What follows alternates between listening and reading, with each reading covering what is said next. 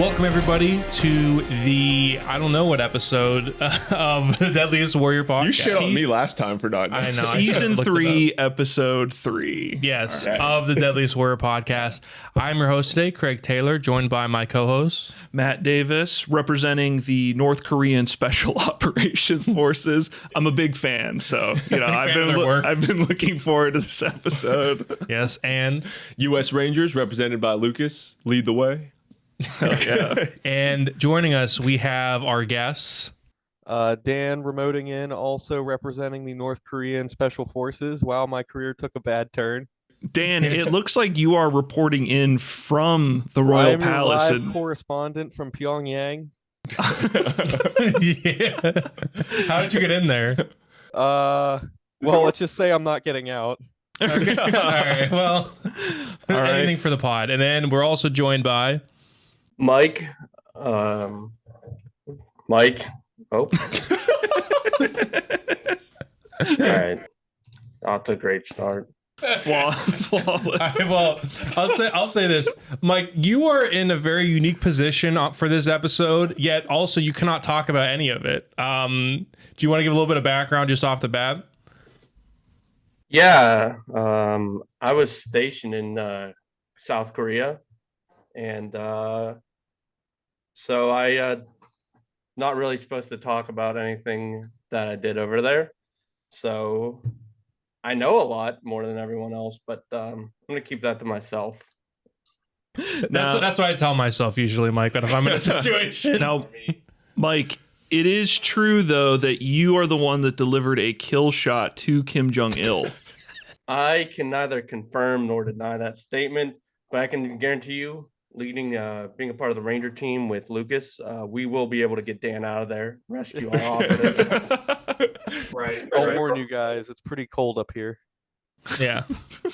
I don't think we've established that joke yet. So we'll move past it. So, of course, we were talking about Rangers, U.S. Army Rangers versus North Korean Special Forces. Any initial thoughts on this episode? I guess one thing I wanted to ask or get to is the goal of this episode seems to be having a matchup where there's close to a real life conflict as possible, or at least yet. Take a shot every time they say World War III. Yeah. You will be drunk by halfway through the episode. Yeah. And, well, that's not totally true because Green Berets and Spetsnaz could have fought. This is, I think, the closest to potentially happening. We have two opposing forces. Yeah, it's sort of like Green Beret, Spetsnaz. I feel like probably Green Berets and Spetsnaz have fought each other at some point, and you just have never heard about it, and this probably happened too, at least during the Korean War. U.S. Army Rangers probably did fight whatever proto version of the North Korean Special Ops existed at that point in time. It would be proto both, and I'll get into that with the history. This episode comes right during what in the U.S. history was the North Korea scare, kind of right around the time period when this came out. Was everyone every day was dude, tomorrow we're going to war with North Korea. I know it, dog. Every day on the news is North Korea is testing nukes, and we're going to war, World War III. And so, To be fair, this is probably the one scenario the show's covered that hasn't really changed. yeah, That's We're still the North Korea is still technically at war with us. It's a ceasefire. There's never been a formal peace. So that's the thing we learned being over there, is that that is still an enemy. It's not like Russia, look at China, they're quote unquote enemies. North Korea is factually an enemy of the state. So it makes the episode a lot more interesting if you on those grounds. yeah. But they're not killing anyone, so they're kind of cool. didn't a U.S. president enter North Korea? They're just killing their own people, but Come on. They're not saying anything about it, so how can we confirm? Yeah, the Red Scare this episode is pretty great, and when we get into the movie corner, we'll get into some of the stuff coming out in popular media at the time of this. Around the time of this episode. I think Dan knows where I'm going. Yep. But it was around that time, and I remember feeling I was excited for this matchup because it's like the first live matchup, you know. And I would always get stoked for these like modern military matches, and like the third or fourth one now. Yeah, and they say it every episode, this is the closest matchup in Deadliest Warrior. Yeah, history. it's been like the past like every episode. Every episode. But I guess what I will say is I was trying to think about it after watching it a few times for this recording, and I want to say like this is the soft reboot of Green Beret Spetsnaz. This is like the Force Awakens version of Green Beret Spetsnaz, which is why we brought back the same teams for this episode. So I'm excited to get into it. I'm excited to talk about it. It's a lot of fun. I want to tell my little story. I feel like I've told it on here before, but I like telling it, so you're gonna hear it again. Whenever I was in Marine Corps boot camp, it was during part of like the big North Korea scare, and we had one point. I guess this is just part of their training techniques, and as far as I know, I could talk about it. So, and I'm out anyway, so I don't care now. Right? Yeah. But when they had us, all sleep deprived and everything, we're doing like our getting yelled at every day, and we went in for like school lessons. They teach you like where you sit down, you have to go through like Marine Corps history, and you have to sit on the edge of your chair up straight. And they had an alarm go off at one point, and the base commander walk into the front stage, and everyone's like dead serious at this point, and he's like, at 0600 this morning, we've declared war on North Korea. All of you are now fast-tracked infantry, and you're going to be boots on ground within like 16 hours. Yeah. And he's like, put your heads down, put your hands up. This is your one chance right now if you want to back out. And I'm like, something smells fishy. Yeah, right. Yeah. But they delivered it with like all these official papers, and like it's way more official than I'm making it sound. Mm-hmm. And some people everyone put their heads down, and a couple people put their hands up, and then the guy gets on the mic and goes, "Psych." He's like, if you put your hand up, start taking laps. No, those people who put their hand up, we didn't see them for a couple days. Yeah. So I don't know what happened, but it wasn't good. Yeah. Marines are crazy, man. Yeah. They just yelled at us. Yeah. Just yelling at us all day. At least they didn't make you kill any like chickens that you raised. Like the GSG-9. Lucas, did you drink any snake blood? Oh yeah. It's my cup of coffee in the morning. That's why he has such pet diarrhea all the time. This drink's called snake piss. I got it from the Marines. Okay. Yeah. Can I intro the Warriors before you give the stats, Craig? Sure. Maybe you're gonna do it. The U.S. Army Rangers, America's premier light infantry division, who would lead America's massive counterattack against North Korea, versus the North Korean Special Operations Forces, aka the SOF, extremist super commandos poised to launch a communist invasion of South Korea. Right. Who is deadliest? Yeah.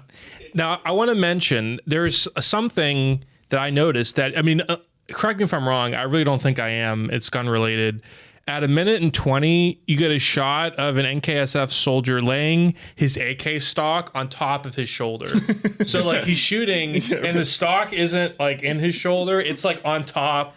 That's how they train. It's a very advanced shooting technique. Yeah, I was gonna say that's how I thought stocks worked when I was like 10, but a gun thing has to be fucked up for me to notice it. Like the fact that I picked up on it is like, well, see, they train that way so that when you get to use a stock, you're double as good. Yeah. It's like when you see someone in the gym that's like so big that they're using machines backwards, and they're like, oh, he definitely knows what he's doing. He's using it completely wrong, but like he knows what he's doing. It's like right. They're special forces. They're doing it completely wrong, but it's probably some special technique. Yeah. Yeah. It's like when the Spetsnaz in their episode are like rolling around on the ground and like going flipping and twisting. It's like, wow, that's advanced. I can shoot you with my hand tied behind my back. I can shoot you with the stock on my shoulder, bro. Right. So, Max says that NKSF soldiers are taken out of orphanages at 2 years old, indoctrinated into the program like they're Spartans. And a big emphasis on indoctrination because the military does not participate in any indoctrination in America. There's none. Well, I did write down here because they use that word a lot that in 2009, the Ranger School changed their name to RASP, like RASP, for like Ranger Assessment Program. But before that, one of the programs was called RIP, which stood for Ranger Indoctrination Program. So, which I thought was pretty interesting. Yeah. That acronym fits really well from what I understand from talking to people. That RIP makes sense for what they put people through to get into the regiment. Yeah. Rip a fart. Got him. Fucking got him. Army. Send the army after me for that one. Okay. So is the kid thing true with the North Korean military? Anybody? I'll kick that over to Dan. Yeah. How old do you think the guards behind me are? They look pretty small. They look about maybe 1.5 feet tall. Yeah. I don't actually know specifically what the training starts at with North Koreans, but I know it's like mandatory service for like a lot of people. They're not exactly strapped for people joining the military over there, so Yeah, like BTS. I imagine it does start pretty young. Yes, I was thinking about BTS because South Korea's got mandatory military service, and so does North Korea. Except North Korea, it's like I think every citizen has to like serve. I think. All right, Mike. Do you have any thoughts on BTS? You a fan? So at least South Korea, all the males have to do 2 years of service. So got to meet a lot of South Koreans. They work directly with us, so I have a couple friends still in the South Koreans. Cool. Dodging the BTS Yeah, question. honestly, like you're a pro. ignoring the BTS question. I can't hear you. I'm having some audio issues. He ignored that question smooth like butter. Anyway, moving on. like his hat. Yes. Smooth like butter. All right, we love BTS. Sound off. Hey, wait, what do you do? You do like this. Okay. Yeah. All right. Enough BTS talk. All right, let's get into the stats of these warriors. So, U.S. Army Rangers, height 5'9", weight 175 pounds, age 24. Short king? Question mark. I mean, 5'9". It's not. I wouldn't consider a 5'9" person short, but you think a hot-blooded American male, 6'2", pure muscle. But okay. Versus North Korean special ops, height 5'6", weight 135 pounds, age 27. Short loser for sure. Because they're not America. I think so that 5'6", 135 is like a generic benchmark that they use for like all like Asian people they have on this show. And I'm not trying to be insensitive with that. Like they use that same stat for like the samurai, the ninja, the Shaolin. Instantly gave me samurai vibes. Yeah, it's always like 5'6", 135. And I always remember it because like my mom is like 5'6". So like every time I see it, I'm like, all right, that seems to be the height of all Asian men. Is she from North Korea? Allegedly. Yeah, and as far as the Rangers go, it's interesting you bring that up because it seems like they might have tried to pull from like an average stat actually this time.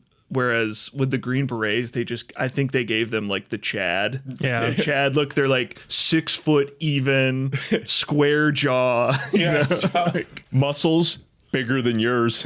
When he plays Fallout New Vegas, he sides with the Legion. Yeah. Circumcised. Yes, right. Uncut. Yeah, so those are the stats.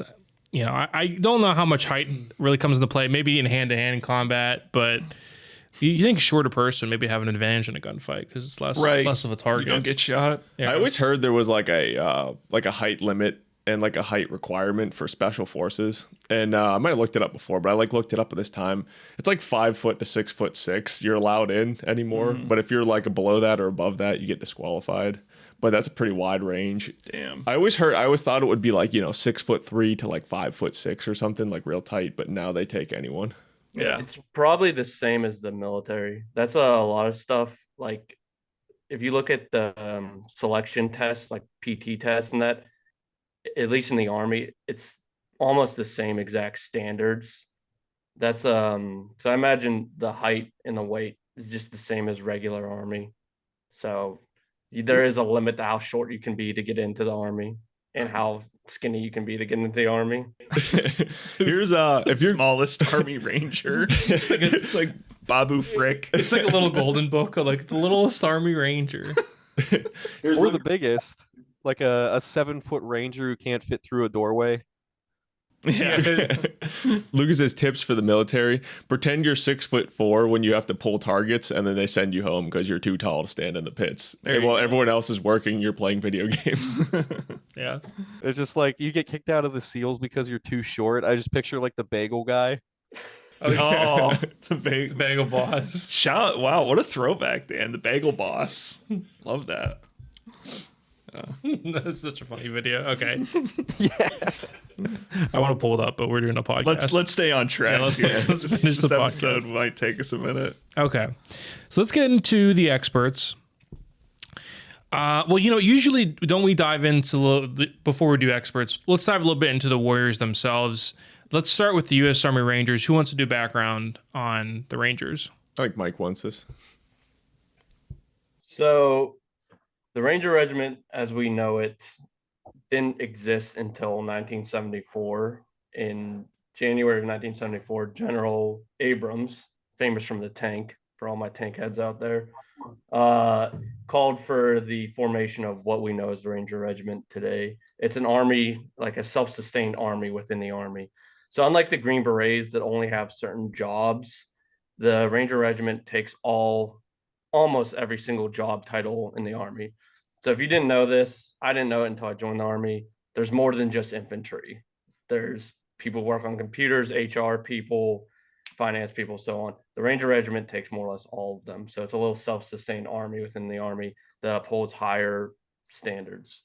In terms of a special forces unit, I think there's a really good video by the Fat Electrician. It's like 2 minutes long, and he reviews the Ranger Regiment.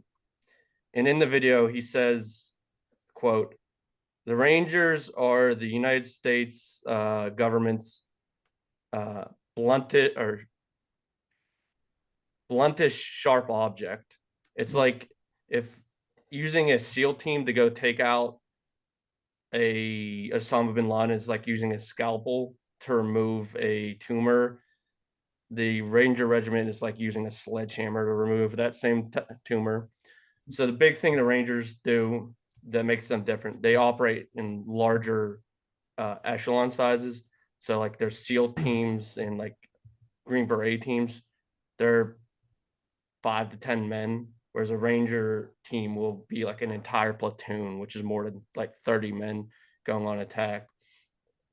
They're light infantry. So another thing from that Fat Electrician video is that in an earlier video, he talks about the U.S. infantry, and essentially the U.S. infantry, Army infantry, will walk around with 70 pounds of beef jerky and bullets, looking around for the enemy to find them to kill them. The difference with the Rangers is they'll be walking around and it'll just be 70 pounds of bullets and they'll be running, which is very intimidating. If you ever see Rangers do what's called a forced ruck march, you essentially have a weighted backpack and they'll be running full sprint with that weight. Their training is extremely hard, but to get through their selection process, which Matt mentioned earlier, Ranger Assessment and Selection Process, or RASP, it's not incredibly hard in terms of just the test you have to pass, because you have to pass a swim test, Army physical fitness test, which is slightly different. It's the Ranger physical fitness test. So it's the push-ups, sit-ups, a 5-mile run, and pull-ups, then a 12-mile ruck in 3 hours, which is still Army standard time, and a land navigation test.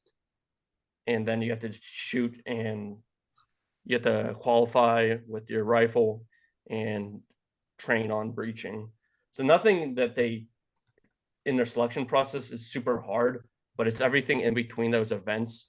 They're constantly getting in a high stress situation for 8 weeks of getting smoked by their instructors and have to operate at the highest possible level in high stress situations. So like I mentioned, the formal Ranger Regiment that we know today, 1974. However, the Rangers also have history dating all the way back before America even existed. And it kind of gets into the difference between Ranger and Ranger Regiment. So the earliest history of Rangers is like in the frontier, back when these great states were colonies. Different colonies would make little ranger units to go and deal with Native Americans, aggressive Native Americans, let's just say. And so the first big name is Robert Rogers. Him and Benjamin Church formed ranger units during the French and Indian Wars and King Philip's War. And Major Roberts' standing orders are still printed in the Ranger Handbook today. So, oh yeah. So like Ned's declassified. Oh, it's getting clipped out by. Yeah. Well, the Ranger Handbook is also a publicly available document on Army publications. So if you want to look it up, it's free for everyone to look up. Well, let me ask you a quick question, Mike. So Mac says that the Rangers are the most elite light infantry unit. How does that different from like the SEALs and Green Berets? It's so they are more traditional, like an infantry unit. SEALs are like a little small task force to eliminate a target, and we talked about the special forces. They go in and essentially create a guerrilla army. The Rangers operate a little bit more like a regular unit, where they're going to take a location or take a key terrain feature, but they are just trained at a higher level. Throughout their history, it's like they're used to seize airfields and other key facilities, and they can go in operating on their own. So just a quick difference. Light infantry means you don't have any tanks or fighting vehicles like Bradleys or Strykers. Heavy infantry means you kind of are supported with tanks and Strykers and other. And they're also all Rangers are airborne qualified. So they all jump out of planes in secure areas. And they do a little bit more traditional stuff opposed to the Green Berets or SEALs. Again, with their history, during the Revolutionary War, we get the big name there is Marion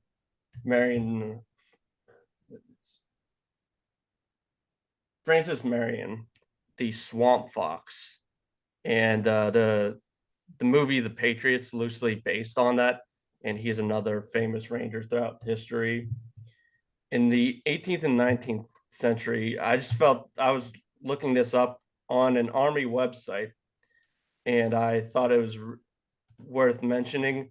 A notable ranger was Abraham Lincoln during the 18th and 19th century. And that's on like a legitimate Army website.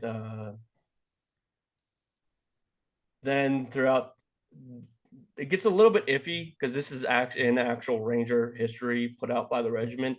They claim John Singleton Mosby, who led a ranger unit that did a lot of damage during the Civil War. However, he was fighting on the wrong side of the Civil War. Then into World War II, we get a lot. There's activation of multiple ranger battalions. The first one that was led up was by William O. Darby. Greg, there's your JoJo reference. The older. So the first Ranger Regiment was founded in 1942 for World War II, 1942 on June 19th in Ireland, and they fought through North Africa. The 2nd and 5th battalions participated in D-Day. Another movie reference for Matt's Movie Corner is Saving Private Ryan. Tom Hanks and his men are Rangers. That's also during D-Days where we get their motto, Rangers lead the way. And then the 6th Battalion operated in the Pacific Theater. They have a really famous raid in the Philippines to liberate a POW camp in 1945. In Korea, during the Korean War, so all those Ranger regiments, or not regiments, battalions got deactivated. Then in the Korean War, 15 Ranger companies were activated, and they just did Ranger things. It's not really, there's nothing super notable like any sort of special battle. They just did light infantry patrols and went out, attack locations. Same thing in Vietnam. It was 13 companies, and they were organized under the 75th Infantry Regiment. Then finally, in 1974, like I said before, we get the formal Ranger Regiment. And then they participated in the Iranian hostage rescue attempts, Operation Urgent Fury. They seized airfields. And then Operation Just Cause, they secured airfields in Manuel Noriega's Beats House. And another movie from Matt's movie corner is in Somalia. If you ever seen the movie Black Hawk Down, again, those are all Rangers. Stealing his thunder, man. And then a quick note, there's a little bit of, if you know, there's the Ranger tab or qualification, like Ranger School and the Ranger Regiment. The Ranger School is teaching any soldier or anyone military, and even partner militaries and allied militaries can go to the Ranger School, but it's a skill set to teach you how to do Ranger operations, how to go out and patrol, do those light infantry tactics. And that is different from being in the Ranger Regiment. The regiment makes everyone in the regiment go through Ranger School. However, anyone can have a tab, but not anyone can be in the Ranger Regiment. It's the difference between the tab and the scroll. So any soldier, Marine, sailor can go through Ranger School. It's an Army school, but you have to be a soldier to go through RASP, and that going through RASP is how you become a Ranger in the Ranger Regiment. A little bit confusing, but we can get into that more later. Yeah. Well, appreciate the dive into what do they call Rangers? For a second.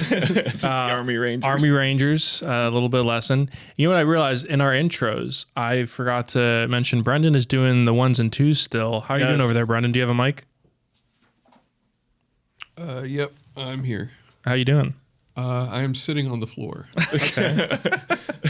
We've got to address the elephant in the room too. We didn't feel like setting up the other mics today, so we're back with the old ones for right now. Now, temporarily. The Brendan, new ones are down there. Are you more of a fan of the North Korean Army or the Rangers?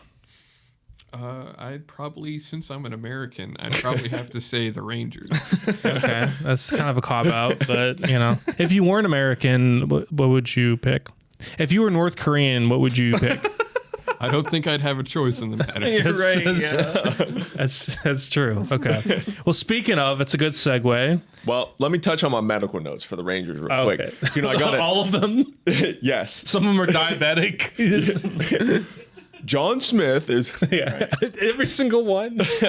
There's 3,623 authorized personnel in the Rangers right now, 3,566 military, 57 civilians who potentially could go on a TV show later and lie about being Rangers. Interesting. Like Robert Daly. So in allegedly medical notes Not for them. really. So yeah, usually on this season we have like a warrior where I could focus on like sickness or whatever. But instead, in 1996, an article titled "The Tactical Combat Casualty Care in Special Operations" was published and turned pre-hospital combat medicine into what is now known as tactical medicine. So this new set of guidelines and standards for performing medical procedures and trauma care at point of injury within military operations was relevant to the actual combat scenarios. So this helped spark a debate for military directive for the Rangers to refine the Combat Lifesaver program and develop it into the Ranger First Responder program. So this is a program that incorporates this tactical combat casualty care guidelines and prepares non-medic rangers essentially to provide self-aid or body aid in the absence of a medical provider. So the number one cause of medically preventable death in combat is hemorrhage from extremity wound. And this is most people who suffer this die within minutes on the battlefield. So they are taught to immediately control the bleeding and apply a tourniquet, unlike civilian medical programs, which focus on the airway. Isn't when hemorrhaging through external wound just be getting shot? Yeah, I mean, it's just like mass or bleeding out. Yeah. Any sort of arterial bleed is a hemorrhage. So yeah. In Deadliest Warrior talk, we call that trauma. Yeah. So all those times where Armand Dorian's pointing at like a dummy and he's like, "That's not kill shot." It's like it's gonna be a kill shot in about looks at watch right. 30 Yeah. seconds from now. So yeah, like Lucas was saying, that they developed that TCCC and then it filtered down to the rest of the army. It's to the point now where at basic training you learn that how to put a tourniquet on, how to put a tourniquet on yourself or put on one of your battle buddies. And it's the number one life-saving thing to do on the battlefield. Pretty useful skill. I feel like everybody, like, we should have classes like that, like yeah, right. public education and stuff. Like, they should probably teach you how to patch up a wound or something. Like, yeah, well, this is like a very specific military, because in most civilian, like I've got medically trained in military aspect and hospital aspect. So when like the civilian sector focuses on clearing the airway and making sure people can breathe, when like 90% of the time in the military is focusing on bleeding. sure, Essentially, you're dealing with way different like wounds. And Yeah. stuff. Yeah. And so, yeah, the Rangers helped lead that program. Essentially, pretty much every branch of the military has some form of this training by now, too. Even like when I was in the Marine Corps, we learned tourniquet, stop the bleeding, pretty much all of like the usual stuff for combat care. And we definitely didn't put tourniquets on each other's legs and see how far you could run before you run out of blood. It's pretty easy to find pictures of soldiers and probably Marines too, just having all four limbs tourniqueted off. I mean, they give you the shit and tell you not to play with it. What are you going to do? Right. Well, thank you for that divergence. A little Oh, bit yeah. medical. Don't worry. I got some medical notes after we're done with North Korea, too. Ooh, okay. Well, which one of you guys... Kick it over to Dan. Okay, Dan. And live in Pyongyang. So, North Korea... The fucked up couch. Yeah, look at that couch. Was that from you trying to, like, cut him out? And it just Yeah. got, like, warped? It's like... Since I'm on the spot, this might be a little intense. There we go. There we go. Yeah. They have a pretty rich history, but would you be surprised if I told you North Korea is pretty secretive about information on their special operations force? Yeah. Dan's like, I'm not researching. Hey, this is all classified. There's a reason I kicked it over to Dan. Classified. Yeah. Next.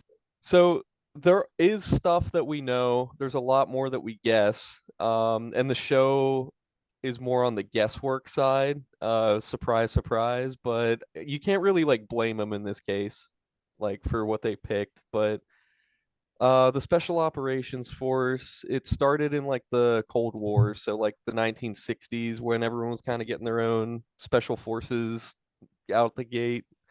So that's like what, 50 years of operational experience. So it's kind of more than the Rangers, at least in like the real sense when you kind of think about it. But I know the Rangers have like a rich history going all the way back, but in like the modern sense, they have pretty much just as much experience going back to the Cold War. It's about 200,000 soldiers, which is what they'll tell you, but there's no real way to know. Like in some cases, Mike obviously has better information that he can't tell us, but like for a lot of us looking on from the outside in, the best info we can get on them is from like the North Korea like parades, where they're all showcasing their top of the line gear and stuff like that. And like count them all individually. Dan, is that an actual? I thought that was from Starship Troopers. I'm not even. No, that's. I was laughing. This is from like a Pyongyang like military parade. I really thought that was from Starship Troopers. Do you think that's why they take them as kids? Because they have to learn those like parade moves? Because they do that stuff like every day. Like that's got to take like a while to learn. They take it very seriously, and like I can't again blame them for getting a lot of their information just from like guesswork from stuff like this, just open source. Because I mean, it's not like really the outside world's gonna know. What kind of gun is that? I think that's a Bison, is it not? No, it's got the cylindrical magazine. I'll get into that. Okay. So Kim Il-sung is the one who started the North Korea Special Forces.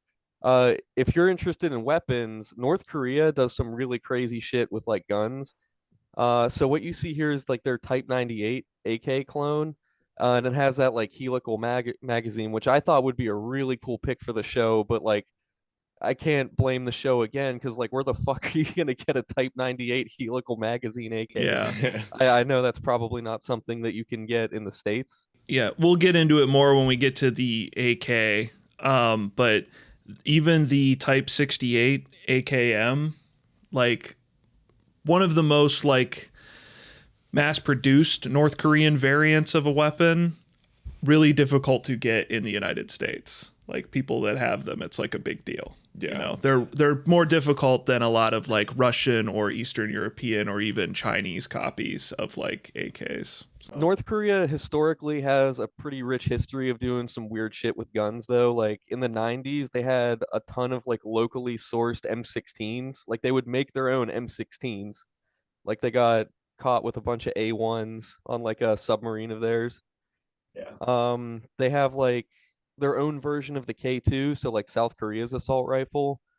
The Special Operations Force will use some like wonky stuff like Sterling submachine guns and stuff like that, like Scorpions, whatever they can get. They're not really like tied down to anything. I think it's notable, like you know this scene in the show where he's like executing the guys who are like willingly kneeling down for him. Yeah. They do have their own like locally made CZ-75, like a Soviet copy of that pistol. It's called like the Bakdusan, something like that, but it's basically the same thing, just like a North Korean copy of that. They're split up into different brigades, so it's kind of like a Spetsnaz issue that we talked about in that episode, where it's like the Special Operations Force encompasses a lot more than just like what you would expect from like a Navy SEAL team. So there's like airborne brigades, reconnaissance, light infantry. They have like the maritime special ops that does all like the midget submarine stuff, where they like go all the way behind enemy lines. And that's like traditionally what they're known for. We prefer small person submarines, Dan. Yeah. I don't name the subs. But those are all catered to like going behind enemy lines, and the show really does actually like picture that pretty properly, where their job is to just like sow chaos in South Korea when the war starts. And I guess, Matt, if you have anything more, you can build off that. That AK in your background is driving me crazy because there's no stock. Well, it goes on the shoulder when you have the stock on. Right. How the fuck do you aim it? You're just like kind of holding it. It's got an ADS class. I swear to God, it's just made to look cool. Like, they're the default World War III bad guys. They're not going to be aiming. Right. Yes. Yeah. So doesn't it fold out? It looks like a folding stock. Is it? I can't see it. Your computer's across the room for those, so it's kind of hard to see. But... Yeah, it kind of looks like it's a folding wire stock. Okay. And they just have it all folded. Are the weapons rare because they're such high quality? Is that why they're so rare? Yeah, let's go with that. So what's funny is obviously we'll get to it more when we get to the Type 68, but it actually is renowned to be a pretty good variant of the AKM. But yeah, you're right, Mike. I mean, I think a big thing they never address with this episode is that the Rangers are a specific unit that are part of like a very well-funded technologically advanced global military, whereas the North Koreans, their special operations force is training for like one mission, one war. Like they want to get South Korea at some point, right? And North Korea is, I mean, it's not, they don't have a lot of money. They don't have a lot of food. And so when they're dumping money into their military, like Dan had said, as far as like issued weapons, they're using whatever they have, whatever they can make and whatever they can put in the hands of their soldiers. Like that's what they're using. They're an army of like what, 2 million service members on paper. Like what you see in the parade is not necessarily what you get in World War III. Yeah. Yeah. And it's interesting because these two units probably would show down in a new Korean War scenario. I hate calling it World War III because World War III is, I mean, nukes are probably going to fly and Do you want to get into like that map that they showed that you thought was hilarious? They go off, everyone goes in. Yeah. I'll get to the map in a second, but I'll just say the North Korean Special Ops Force, they try to paint them both as the spearheads of their military, but the Special Ops Force is really like their job is going to be to go into South Korea and blow shit up, basically. Like they got to get to artillery encampments, infiltrate headquarters. They're trying to, I think they actually used a really good phrase saying the decapitation blow. They know that if they invade South Korea, a whole shitstorm is going to kick off, basically. So they're trying to make the South Korean military as null of a factor as possible, basically, within like the first however many hours of the war, essentially. That's their job. And their admitted goal is like sabotage and psyops. Mm-hmm. Yeah. So, but the map they show, so it's when they're introducing the one expert who's a U.S. intelligence officer, whatever that means. And he's showing like, well, North Korea invades South Korea, and they pan out on this map and they start coloring countries in red and countries in blue. And I thought it was really funny because they color in North Korea and South Korea, and then Japan and China, which I think is fair. And then they color in Russia, and then they color in Iran red. Iran's going to send troops to North Korea. They're just waiting for the fight. Just like they don't care what the fight's about. They're just like, I'm in. The Iranians are all going to hop on a boat that day and like sail to the peninsula. That expands to Australia. Yeah, and then it shows Australia and New Zealand getting in on the action. They give two fucks. Like, which side is Australia and New Zealand fighting for? Who are they? Are they a Team Ranger or Team North Korean? They're Team Ranger. Yeah. They're shaded blue. Okay. So the peaceful, lovely Kiwis. Taika Waititi's gonna be out there. Yeah, now we're getting in on this one, mate. Just like, and then at the very last millisecond of that graphic, they shade in the United States. I'm like, shouldn't that be France? Yeah, Britain and France. He's gonna be like, he's gonna have the South Koreans surrounded, and all of a sudden, at the 30th parallel, you're gonna hear, and it's gonna be an army of fucking kangaroos with like boxing gloves. Boy, from somewhere in Paris, a white flag will start waving. On the topic of New Zealand, Australia, Japan, Great Britain. Yes, I think we can give them benefit of the doubt for like some Pacific alliances or like intel alliances, stuff like that. So Australia, France's role in this? So Australia, the UN, I guess. I thought it was funny that they colored in New Zealand because Australia, I understand, because there is a kind of Pacific alliance between like the United States, Japan, Australia that mostly has to do with Chinese expansion into the Pacific. The fact that they shade in Britain and France sort of implies that it's like a NATO conflict. That's the thing, like UN would have to like step in, but not all of NATO is going to like commit to it. Yeah. Like, it's a very odd map, and Yeah, I understand what they're trying to say, but I know they're trying to make it like this is a global firestorm that's going to kick off, and it's like, I'm sorry, throwing Iran in there is like, it's, I think solely because like George W. Bush or Donald Rumsfeld, one of those two gave that speech where they called it the axis of evil, and they mentioned North Korea and Iran as it's, but it's like, I know they're allied in that, like, they're not friends with the United States, but like, I don't understand why Iran would commit to war when Mike, is that Snowden? Yeah, that is. So I don't know. We can move on. I have plenty of movies here. It's movie corner. Do you want to get to Lucas's doctor corner? Oh yeah. So naturally, I struggled for medical notes on North Korea. That is the thing I will say, Dan and Lucas.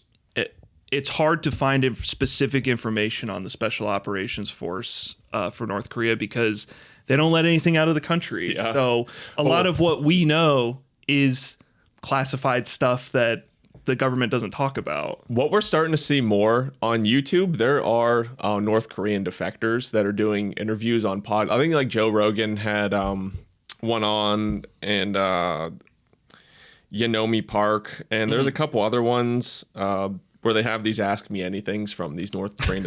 The stories that they tell are like pretty wild. So check out like some of those interviews with the people who made it out of North Korea. It's pretty crazy. Yeah, I'll save my stuff for the movie corner. Yeah, they're very mysterious. None of us on this podcast know anything about the North Koreans at all. None of us. None of us at all. You're right. Yeah, I don't know. I'm just like you guys. I have no idea about you guys. Couldn't tell you the first thing. When it comes to North Korea, Mike, you're pretty much like really stupid, right? You're like the dumbest person, coldest person when it comes to North Korea. Just like I didn't even know there was two Koreas. I thought it was just one. Yeah, there's actually Korea. Yeah, so you'll learn a lot this episode. Actually, I am wearing my Roka shirt. The hell is that? Roku? Republic of Korea Army. Yeah. I will say one line I loved. So what I love about this episode is that it is just full scale, like Red Scare propaganda. And I think that makes for a really good Deadliest Warrior episode. Because it reminds me, I talk about all the time, you need a good heel. And I talked about Green Beret Spetsnaz I love because it's Rocky versus Ivan, basically. And so you love to see it. It's like the cold-blooded Russian killers. And they actually use the same exact phrase describing the North Koreans, saying cold-blooded commandos. And then they talk about their brutal training, notoriously brutal. And I'm like, it's just the it's the Spetsnaz. Like North Korea is the Kylo Ren to Spetsnaz's Darth Vader. Right. And, I love the phrase, an all-out war that could erupt at any moment. I love it. It's so good because my big complaint with the Navy SEAL episode is that the Israeli commandos, they're not an interesting opponent for a TV show against an American unit. Quote unquote good guys versus quote unquote good guys. Like your dad is not your uncle is not sitting around the Thanksgiving table being like, how about those damn Israelis? Well, maybe he is, and that's probably should stop talking to him. Right. Well, yeah. But Uncle Kanye. Yeah, Uncle Kanye. But the North Koreans, the Russians, there was a big scare during this time where like the thing is, we needed a new enemy for the new Cold War, but China gives us too much stuff, and China gives a lot of money to the box office, so we can't put China in anything, so it has to be North Korea, even though North Korea really can't invade the United States. It's... honestly, the United States has vast air superiority, and that's probably how it would go. Before we get too far away from it, I'm going to cover this real quick. So do they have anything comparable to the medical system in their military? What they did is essentially their medical officers in the army, they just took people from North Korea's healthcare sector, just, abducted some doctors, and like, you're now in the military and you're a military doctor now. And they were trained in the Japanese medical system, and many of them were previously surgeons. So the medical section of the KPA is a mix of Soviet, Japanese, and Chinese military medical systems. However, at its lower levels, it's been compared to kind of just the Soviet army, which is not a compliment. They specialize in fields of infectious disease. That's where their main focus is worrying about disease and the preventative medicine, as many people's living conditions, they live in pretty much really terrible poverty, and they get diseases from bacteria and viruses from these unsanitary conditions. So they do have a medical wing with some formal training, but it's not pretty. Yeah. Interesting. Well, do you want to cover the Matt's movie corner? We'll get into experts. And Robert Daly feels like shit on this episode. Also. He's talking like all these retired service members. He's like, yeah, me too. So Matt's movie corner, we already dropped. The Rangers was really easy. The two most iconic Army Rangers on film is Saving Private Ryan and Ridley Scott's Black Hawk Down from 2001. So if you feel like ruining your night with some of the saddest movies ever made, feel free. You've got their critically acclaimed, star-studded cast. I actually watched Black Hawk Down in preparation for this. This is my only notes for the episode. I will bring up though. I wanted to give a shout out because the world works in mysterious ways, folks. When I was researching this episode like last week, as of recording this, Tom Sizemore, the actor, starred in both Saving Private Ryan and Black Hawk Down as an Army Ranger, and he actually passed away. He had passed away like a few days before I was researching this movie corner. I saw that. It was like Saving Private Ryan actor. So rest in peace, Tom Sizemore. What is it? The iconic U.S. Army Ranger on film, let's say. Kicking it in heaven with Johnny Lufrado. Yep. Tim Pickles. The other thing I wanted to mention for the Rangers is, and this is relevant. So season 3 debuted in 2011. Okay. In 2009, the original Call of Duty Modern Warfare 2 was released. So a lot of us as young teenagers, and I know a lot of people who watch this have the same experience as us as far as age range goes. When you were watching this show, you were probably also playing Modern Warfare 2.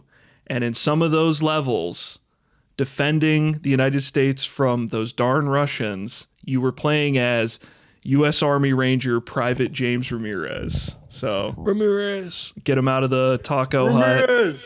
Yep. Get a picture. Well, I don't know if he actually has a character model. I don't think so. And then arms. Yeah, just arms.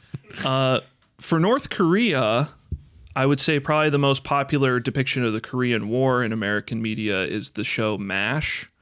However, MASH is like much more like metaphorical for the Vietnam War that was going on at the time, rather than any kind of. It's more about the Vietnam War. Yeah, it's more about the Vietnam War than the Korean War. You also have popular depictions. You have, as Dan has been putting on his backgrounds, Team America World Police with Kim Jong-il as the main antagonist in that film, obviously made by the guys who made South Park. So it's pretty funny. He's got the song I'm So Lonely. I'm not going to sing it, but you can look it up. And of course, so in 2012, so reminder, this season premiered in July of 2011. In 2012, the remake of the film Red Dawn premiered. This is the Red Dawn starring Chris Hemsworth and Josh from Drake and Josh. Spherical. And what a movie. Instead of, in the original Red Dawn, the Soviet Union invades the United States. And in this remake, it is North Korea. So it's so clearly supposed to be China. But again, you can't lose out on them sweet Chinese dollars for your movie. Yeah. So Josh Peck, good actor. they made it they made it in North Korea. And the last thing I'd recommend is actually another podcast. So don't listen to it till after you're done listening to this and all our other episodes. But this would actually be what I recommend more than anything else I've mentioned. There's a podcast called Blowback that's hosted by Brendan James and Noah Colwyn. Season 1, they cover the Iraq War. So I'll mention that in the Saddam episode. Season 2, they cover the Cuban Missile Crisis and all that. Season 3, they cover the Korean War. It's a really good podcast. It's got some serious like history and facts, but it's presented in like a fresh and entertaining way. It's like 10 episodes. They're each like 42 minutes. So it's not like trying to listen to a Dan Carlin like 5-hour hardcore history, which sometimes is a little much. And it's very entertaining. They're really good. So I would recommend those things if you want to get some other media after listening to this episode. Play Modern Warfare 2, the original one. Play it right now while you're listening to this pod, you know? Yeah. And my recommendations on my background screen, Mercenaries still I was holds gonna up say really well. Mercenaries. Yeah, the first one. If you want first one. if you want less good games to play about North Korea invading the United States, play the Homefront game. I would say the Especially Homefront. the second Is, one. is there more than It's one? Apparently, really, yeah. I there's forgot two. about Homefront. Yeah, exactly. So if you want less good and North Korean, If you're an RTS person, War Game Red Dragon has like a really cool Korean War Part 2 scenario in there, and that's made by the same people who made Ruse. Yeah. Oh, that does sound cool. So the interesting thing is, I mentioned that Red Dawn movie, that Red Dawn remake and this, and you guys are mentioning the TV show Homefront, which I actually forgot about. Was the game? Oh, sorry. There was a TV show really? called Homeland, right? That's about terrorism, though. How could you forget about Homefront, Sorry. the best game ever made? Homefront, the game. All of this is part of this odd wave that came about in like the early 2010s where like North Korea was like public enemy number one for some reason. I don't really know why. I guess it's because they had finally made a nuke or something like that. And so American media was all over it. And this episode is really it's illustrative of its particular moment in time. Yeah, Carl Azus was on like every day telling you about the latest missile launch. All right, so Lucas's movie recommendation is this right here, which this is it has nothing to do with North Korea. It has nothing to do with Army Rangers, but it is the Army. It's called Restrepo. It is a documentary about the whenever it was the forwardmost point in Afghanistan in the Korangal Valley, where it was nicknamed the Valley of Death. And essentially they send these guys in there. This is all like unrated real footage. And if you want a glimpse of what actual frontline combat is like, it's a very difficult to watch documentary, but it's also very, very good. And if you're still looking for documentary material, Vice News still to this day has the best like North Korea documentary to Oh yeah, they went there. I remember watching that. Yeah. Right. It's wild. You know what I thought you were gonna say is the interview. Fuck that movie. I watched it. I feel like it wouldn't hold up. I watched it like when it came out. I haven't seen it, and I feel like Seth Rogen and Kim Jong-un had like a deal going on where he was like, yo, he's like, nobody's gonna come see this shitty movie. and I debated bringing it up. And Kim Jong-un was like, all right, I'll say how much I hate this movie, so anybody will go see it. To be fair, I have not seen the movie. It actually could be funny. I don't hate Seth Rogen's stuff. It was across the just board. like a shitty comedy, like what you'd expect. Yeah, I do like Superbad, but I don't want to get off topics. Right. Well, last thing before we get the show as experts, I'll kind of blow through these. So, plus there's not too much to say. Okay. Let's get on track. First, we got North Korean experts, Charles Joe, or Joe, maybe. Don't worry. He's listed as SWAT CDR tactics specialist. And some research, I saw videos of him online shooting and found a couple LinkedIn profiles of police officers that shared his name, and I was not paying to look at them more depth. His only IMDb credit is Deadliest Warrior. Not much to say. GJ Kim is the next expert. He's listed as a former South Korean Marine. Also a SWAT team member for some reason, if I remember correctly. They say he's like a police. Yeah. Research, also only acting credit was Deadliest Warrior. Yeah. Moving on. And a 7th degree black belt in Taekwondo. Which is insane, by the way. I don't think people realize how hard it is to become a 7th degree black belt. I got one of those in my drawer. Right. We'll get to that when we get to the hand-to-hand section. I think it's hilarious. So, quick note on like the South Koreans representing the North Koreans. It's kind of weird that they went on the show because South Koreans don't like North Koreans. That's just like you just talk to them; they're not fans. So it's weird that they actually got South Koreans to go on. And in addition, they're like one of his crediting factors that makes him expert is that he was in this, South Korean Marines. And being in the military in America is like, that's kind of a big deal. That's all like a 1%, like not a lot of people do it. Every male in South Korea goes to the military. They don't really have that same reverence for service because it's like, we all did it. We don't care. And it's like, he could have done just 2 years and be done. The fact that he was in the military really doesn't denote any level of expertise about this topic. I mean, I guess none of the experts have expertise about any of their topics, but it's just weird. Not even Thomas Ricks. Yeah, he was in the military, so he knows what he's talking about. Most of the South Koreans just go do their 2 years and get out. Yeah. Do you think these guys are both on the same SWAT team? And like they're buddies, and so they got on the show. In the SWAT together? episode, the two SWAT guys were. I feel like it's just like, oh, I know a guy. Like it's like they're both from South Korea. They're both on a SWAT team. I don't know. I just feel like I can't stop thinking about Seth Rogen's laugh. All right, Craig. I think there's a third expert though, too, right? And a fourth. I did. Yeah. I counted. So we got Thomas Ricks. He's listed as a former U.S. intelligence officer. We all have at least a little bit to say from my understanding about this man. They say he's a former U.S. Army officer who gathered intelligence while stationed in South Korea. Research, only acting credit is Deadliest Warrior, and a boner comedy called Pool Party. Released in 2007. Did you see the tagline? The tagline on the movie is, "Warning, no lifeguard on duty, so bring your own protection."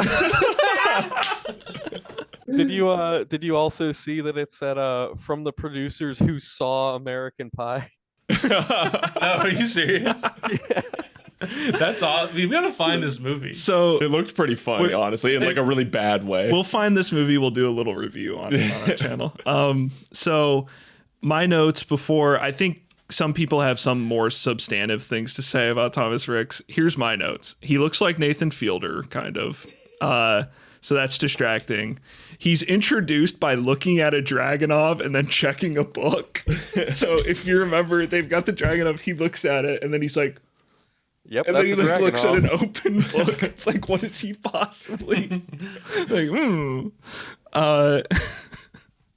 And he also makes the claim that North Korea, this is the, American audience bit. He claims that North Korea wants unification, but only under their iron rule, their way, which is totally different from what the United States wants. I just like to put out there as a little bit of history. I know the North Koreans are the bad guys, but like there was never an election. All right. No one voted in the South Korea government. And then like the North Koreans were like, nope, our way or the highway. They were the more popular faction because they, like a lot of places in Asia, were victims of colonialization. Here goes either Matt by with the commie talk. Right, the Japanese or the Western. Listen, I'm not a North Korean communist. All right, you can. Right, you can write that down. I'll state that for the record. But I'm just saying. He's just saying he picked the North Koreans this episode for a reason. Right. Yes. I just think it's interesting the way we choose to depict that conflict, that like the North Koreans are the unreasonable ones because they want a united Korea, but only under their terms. I mean, who split it? Google that. It was the United States. We're the ones that drew the parallel and said you couldn't come below this line. Do I need to get Toby Keith in here to kick your ass? Toby Queef. You're gonna tell me the country with the name Democratic People's Republic are the bad guys? Yeah, think of the Pledge of Allegiance. That's basically it. It's almost like I'm saying it's a little more nuanced than there being a good guy or a bad guy. Okay. I would like to point out the fact in the SS versus Viet Cong episode, Matt was quoted as saying, "I am the Nazi guy." So take what he says as a grain of salt. If you ever run for Congress. Right. Yeah, that's gonna get clipped out so hard. It's like Matt, he's just smiling like his suit. Like his look like just says, "I'm the Nazi guy." Okay. Yikes. Let's just move on from Thomas Ricks. He doesn't. Guys, I seem have very a popular. job. Stop doing this to me. Fuck that guy though. All right, moving on to Grandmaster Ho Jin Song, a 9th degree black belt. He's listed as a former South Korean Marine, so glad he made that decision to join the Army. And some research, legit screenshots of his Deadliest Warrior appearance on his website. He says if you are answering a question from him, you have to say yes, sir, or no, sir, because he's a Grandmaster, and you have to associate him as such. So he seems good to deal with. So I had a question in here of like, why do you think they got 3 experts, or I guess 4 really? Because they would have in the past combined some of these characters into one. Mm-hmm. Like the Thomas Ricks guy, he has like 2 appearances on the show. Just feed those lines to one of the other guys. So like, are they trying to be more authentic to say, all right, let's have people stay in their field to do this? Like, why are they getting 3-4 people? So Dan, you are a former U.S. Naval Intelligence officer. So what's the difference between you and someone like Thomas Ricks? The fact that I wouldn't go on a TV show and talk about my job. Okay. Just a podcast. Well, so what does it mean that he's podcast? He's a civilian intelligence officer? What does that mean? He just worked for like the CIA or something? Like, I mean, as an intelligence officer in the civilian world, you don't call yourself an intelligence officer, so it's weird that he wouldn't show up in like uniform and play the part if he was in the military, so it's kind of hard to pin down. yeah. My intuition on the matter is that he's just a regular civilian intelligence officer that was probably in Korea, because you can go over there as a civilian. Like, that's not... You know what my intuition says, Dan? Huh? He also starred in a boner comedy, so he is an actor. I think. Yeah. They slapped that title on. Thomas Ricks, come on the pod, prove me wrong, but I feel like he's not stuff legit. Doesn't add up, and from the pool party sense, stuff adds up less. Right? Yeah. I don't understand. Like, just he had like 2 or 3 lines. Feed those to the other experts. I don't understand. Have the one guy, of the. Me and Mike were talking about this. Who is the guy representing the CIA? Mike Baker. Baker, yeah. He seems to operate on like a different set of rules than like Thomas Ricks. So Yeah. And have one of the SWAT guys looking at a book and then looking at the putting their finger down the barrel of the Dragunov and being like, Unless like maybe they're trying to paint the picture of like, North Korea is so secretive. We had to hire an intelligence officer. We actually got an intelligence officer to tell us this. That's my only thing, because he doesn't talk a lot, and they could have just... And like, the fact that you have an intelligence officer, whatever the hell that means, coming on the show isn't necessarily like a bad thing for him. The fact that he's going on there to talk specifically about the AOR that he worked, like his area of responsibility, that's the part that like me and Mike cringe at. Yeah. Yeah. I'm gonna report him. President Biden, I'm sending a text. It's just fishy. Get this guy. It's not something that anyone would intuitively do or think about doing. Yeah, Edward Snowden is like a whistleblower for like the military or whatever, and like the surveillance. This guy wanted Deadliest Warrior to say, I have to speak the truth about what's going on. North Koreans are very bad. Website to report security violations. So if you really wanted to, you could go on NSA and report him. You know what? I'm gonna let it slide, Tom. This time, Come on the pod. slip up again though, and I'm gonna report you. Go on the NSA website to report him, and instead of saying that it was like a security infraction, say that he was in the movie Pool Party. yeah, I was saying, give us a copy of Pool Party. We'll let it slide. Downright A embarrassed. signed copy of Pool Party by Thomas Ricks. Okay. So we got Rangers experts. I promise we're going to get into the episode. And looking forward to Ranger expert here. Okay. I'm going to start with Staff Sergeant Tim Kennedy. Yeah. Billed as a U.S. Army Ranger. Says he's a sniper specialist, did 2 tours in the Middle East, earned a Bronze Star. And in my research, guys, I'm proud to say, I didn't think it would take this long, but we have our first huge MAGA piece of shit expert. Oh, come on. No. Yes. Come on.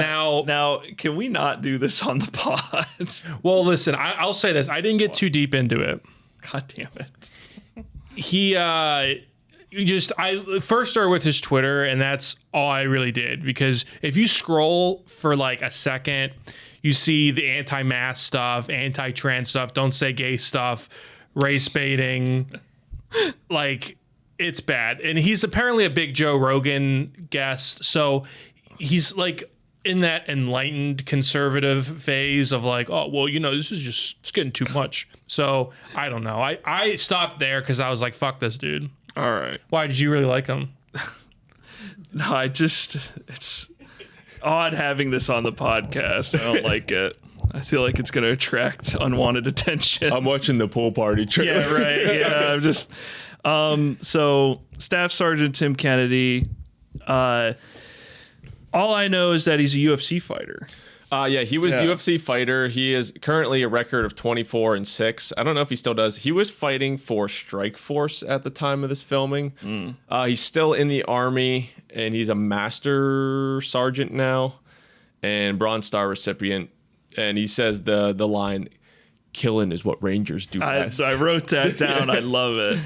Tim, I guess I love having him on because we have like we got an active duty Ranger for the fucking episode, which is so nice. It's not like retired Ranger who's like looks like he's 60 years old. Yeah. Politics aside, I do like our real experts. Yeah. Right. Whatever, Tim Kennedy, I don't know. Wear a mask, but like not to be confused with Tom Kenny or whatever. Yeah, not to be what the SpongeBob voice actor Tom Kenny. It's interesting when you see Rangers in person, especially like ones that are like staff sergeants or above, because you can just look at them and the way they carry themselves. You can just see a man that has taken lives. You just see the souls behind his eyes that he's just faded. Yeah, I like having him on this episode, and so knowing what we know about him, I'm kind of scared to move on to John Locke. Right. All right. Yeah, I'm ready. I said all I. Okay, and then last we got Lieutenant Colonel John Locke, listed as a U.S. Army Ranger and historian. It says author of 4 books on the U.S. Army Rangers. My research, I found his personal website. It looks like it was made in 1990. So it's kind of a blast from the past. I loved his website. Yeah. And I found some of his op-eds, which were about a range of topics, including the Trayvon Martin shooting, the Second Amendment, and Trump. God damn it.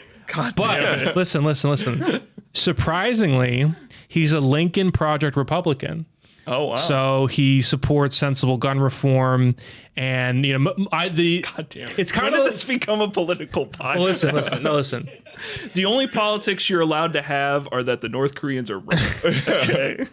What I'm saying is, I saw that list of topics. I was like, oh god, like is this going to be like your uncle, like your drunk uncle at Thanksgiving, just like going off? But it's pretty normal. And he wrote, the several books, and one of it included, I think, was fiction. Like the cover looked like a young adult book, which I thought was kind of interesting. Was it called Pool Party? Yeah, it's called Pool Party. So if you're not a big politics guy, just skip this section and then just watch the Pool Party trailer. And by the time that's done, you can come back. Okay. What you guys have timestamps in the episode to get over to the Second Amendment part? Yeah. For this section, I'm gonna timestamp it. The gang gets political. Can I say my favorite quotes from his website that I found? Because he has an entire section where he discusses his appearance on Deadliest Warrior, and he goes, "Deadliest Warrior is plenty of non-serious fluff, but it also was a great deal of fun and a rather unique experience. If there was anything annoying about the show was the fact that the simulation only decreed a narrow victory by the Army Rangers, rather than the overwhelming real-world ass-whipping that would result from the actual confrontation." Hell yeah. I like that. Right. Yeah. Thank you, America's grandpa. Yeah. I have a few notes about the pre-gun stuff. We're just going to skip over that to get into the actual episode. Yeah. Okay. So let's start at long range. We have the SR-25, which we were using last night. We were playing Rainbow Six Vegas 2. That's in that game. Still holds up. Still holds up. We were doing like a ranger class in Vegas too. So, Hell yeah. which is I fun. used to go on that game, TC Rainbow Six Vegas, and I would make like all the Deadliest Warrior characters. I would try to give them the proper guns and the same outfits as like the TV show. Best thing you could do in that game, it had the thing where you could take a really shitty picture of your face and plaster it on your character, and it looked horrible every time. None of us had a vision cam, unfortunately. Game, it's 2023, and we were still filling lobbies. Yeah. Right, people are still searching that game. People are still using the fucking FAMAS in 2023. And like, I don't think we actually covered anything yet.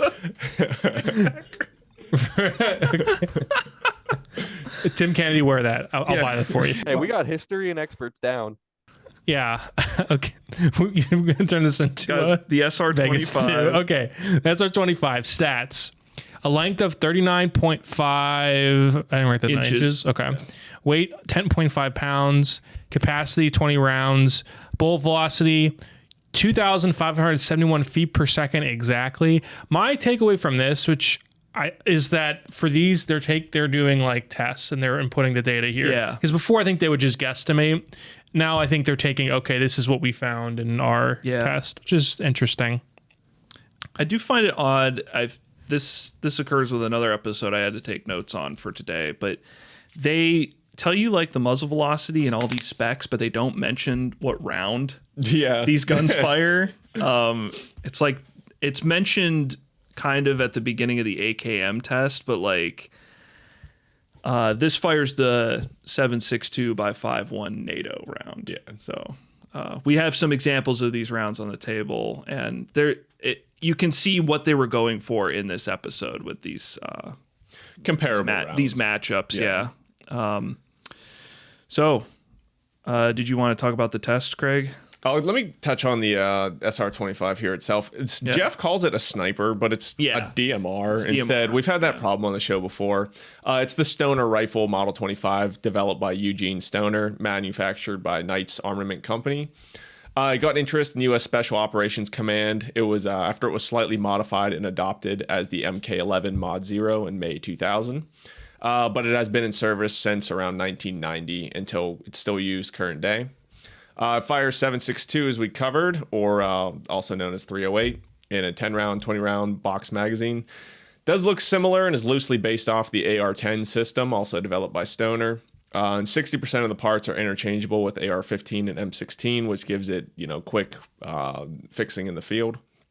As of 2011, it has begun being replaced with the SSR MK20. You knew I had to say this. It's been completely replaced by 2017. And what is that? That is the sniper variant of the FN SCAR.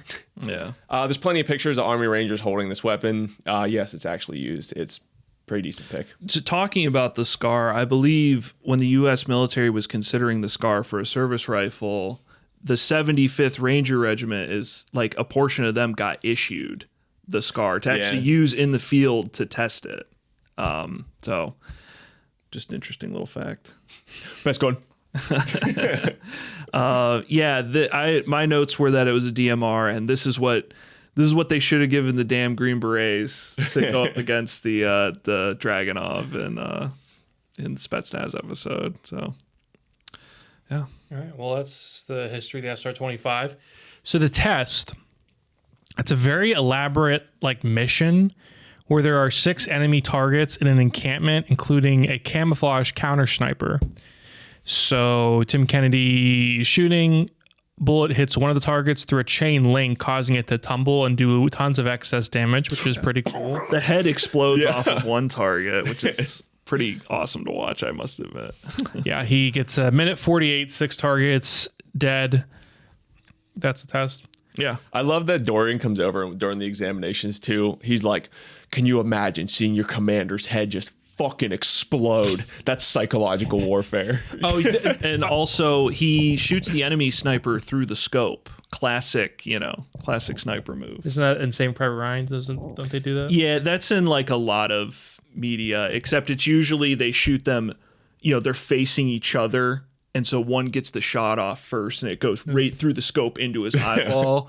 Tim he shoots like the airsoft scope on the side and into the guy's head. That is cool. There was a Mythbusters case where there was like a famous story of like 2 snipers. Carlos Hathcock supposedly did that. Maybe that's what it was against an referencing. NVA sniper. Yeah. Okay. I just want to point out, anytime I say the word inches, Lucas like cracks up. But Matt just said Carlos Halfcock, and Lucas just accepted it. There's nothing more serious funny about Carlos Hathcock. His name's Halfcock. Marine Corps. Yeah. Is this test kind of bullshit since Tim Kennedy is an active duty ranger and still probably training almost every day? So has sniper qualified doing this, and then they're gonna put him up against a guy who spent 2 years in the military and probably trains way less and is way less qualified. Seems accurate to me. Has probably never fired a PSL before. Exactly. I highly doubt he has, because it's not like that's floating around the gun store, your local gun store usually. I mean, he was SWAT. Yeah, and so he knows how to shoot. Well, why don't we talk about the PSL and get into his, go ahead. Yeah. So the PSL, length of 48 inches, 9.5. It's amazing. 9.5 pounds, 10 round capacity, and muzzle velocity of 2,723 feet per second. I asked, is this gun related to the AK? Never mind. The dude said it right after I typed that. So the test, it's the same head-to-head test, which, you notice that's what they're kind of doing on this, which I like, because before it's like, okay, what do 2 totally different tests have to say about each weapon? Yeah. This, I appreciate that they're doing the same test. It's got heavier recoil and it's slower than the SR. A lot of that could be like what Mike brought up with that one is a trained sniper. The North Korean team gets 2 minutes 7 seconds, 6 kills, including a Cyclops kill, and an X factor of psychological warfare, which that's the other thing. Fucking Dorian says this like every episode. This is really bad with it, where it's every test where, and you also get the psychological warfare factor as well, which we do factor into the sim. That has got to send chills to the rest of the crew. So there is an X factor of psychological warfare there. Really important X factor for me is the psychological warfare. Psychological warfare is an X factor that we can put into our sim. Yeah. It's like, oh my God. Is everything psychological warfare? Every sound, every noise, every little thing on a battlefield. What I think they're going for here, and sort of we'll get into some of the because they end up giving the edge to the SR-25. Important to note, the SR-25 fires the 7.62 by 5.1 NATO round. The PSL fires the 7.62 by 5.4 rimmed cartridge, or as Lucas likes to call it, the Rush. R stands for Russian.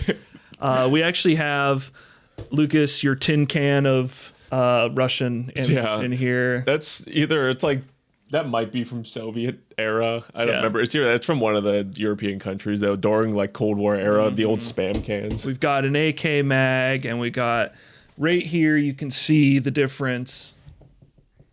You can gleam it from the muzzle velocity they put in there. I know you can't see it that well from the distance here, I'll try to zoom. The PSL round is the one right here. And so it's a little bit bigger than the SR-25 round. You can see it's longer and it's fatter. And Russian. And it's got more powder in it, which is why the muzzle velocity is greater. And they end up doing the same thing with the AK-M4 test, which we'll get to in a minute. But because of the size difference, PSL can only hold 10 rounds in a magazine. Obviously, it has more recoil. And the SR-25, because it's that AR platform, the recoil is a lot better. It's firing a smaller round, so it has a 20-round magazine. So I think they're trying to go for like accuracy and mag capacity versus like damage. Like this is going to do more damage per shot, which both will kill you. Not necessarily my opinion. The 308 does a lot of damage, but it's like a way they set up these tests on Deadliest Warrior, because they have to, at the end of the day, these are both guns. So like they're lethal just getting shot anywhere with them. So they have to come up with like sort of video game differences. Isn't that like a reoccurring theme with even like Ancient Warriors? This like the agile, nimble, precise warrior versus the hulking brute with more power. Even applies to bullets. Yeah, we talk about that a lot, Mike, with like narratives. I mean, this is obviously a mini narrative. It's not the whole point of the show, but that could be part of what's informing the weapon choices is this narrative. And the other thing, sort of on like a macro level with Deadliest Warrior, we were talking about this a bit yesterday also with this episode, and Mike touched on it with the sniper test, is I would like to do whenever we finish like a final autopsy of Deadliest Warrior to see like, you know, what would happen. I think part of it is that it's a little bit of a lack of focus with like the goal of the show and how these different ideas kind of blend into what's going on. So what I mean by that is this sniper test is head to head, where it's like, okay, the North Korean team and the Ranger team, obviously skill plays a factor, but then how else would you do it to take the skill out? You can't really, and it also wouldn't be entertaining. So if it was like Nick Gas, or you have like, you know, or what's a Temple show? Legends of the Temple, where you have the Blue Monkey team, and it's like, all right, you're the Korean team, and how well they do affects it. That would be, you know, that's one idea for the show. That's not really what they present. It's more supposed to be objective, scientific. So you have all these ideas juggling around, and my whole point is that you kind of get this a different idea bleeds in, where the skill of this Army Ranger sniper could impact the objective test, but then how else are you going to do it? But then when you want the trained, because it more or like better represents the actual people. So you're just fucked. To touch on that again, with all these rifle tests, they always do it from like 75 yards out, which is a chip shot with any rifle. Like you can give a beginner, and that's why they do it, you can give a beginner a rifle and have them shoot at 75 yards and do pretty well, especially against like a man-sized target. Have them shoot at like 500, because that's like the real range it's you have to make a good shot. Pretty irrelevant to these guns, you know, and as far as like how good they do, it just stacks with the fact that one of these guys has shot an SR-25 like in service, and the other guy is probably touching a PSL for the first time.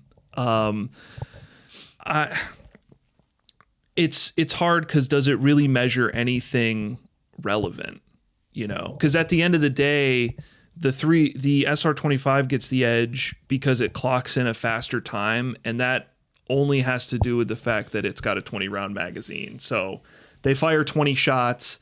Tim Kennedy doesn't have to reload like in the middle of his shooting. He can just boom, boom, boom, boom, boom. Also, I mean, it's newer technology in a way too. So some history on the PSL. PSL looks a lot like a Dragunov. It's actually, there's quite a few differences between it and the Dragunov. It's a Romanian designed weapon, and it's really just a beefed up AK, like you were remarking, Craig. It looks just like it. It's actually got more in common with an RPK, which we see in the Saddam episode, than it does with a Dragunov. It's just big. They give it the bigger round, so they give it a heavier barrel, different kind of stock, because it's meant to be fielded as a DMR. You have a squad, most of them have AKs.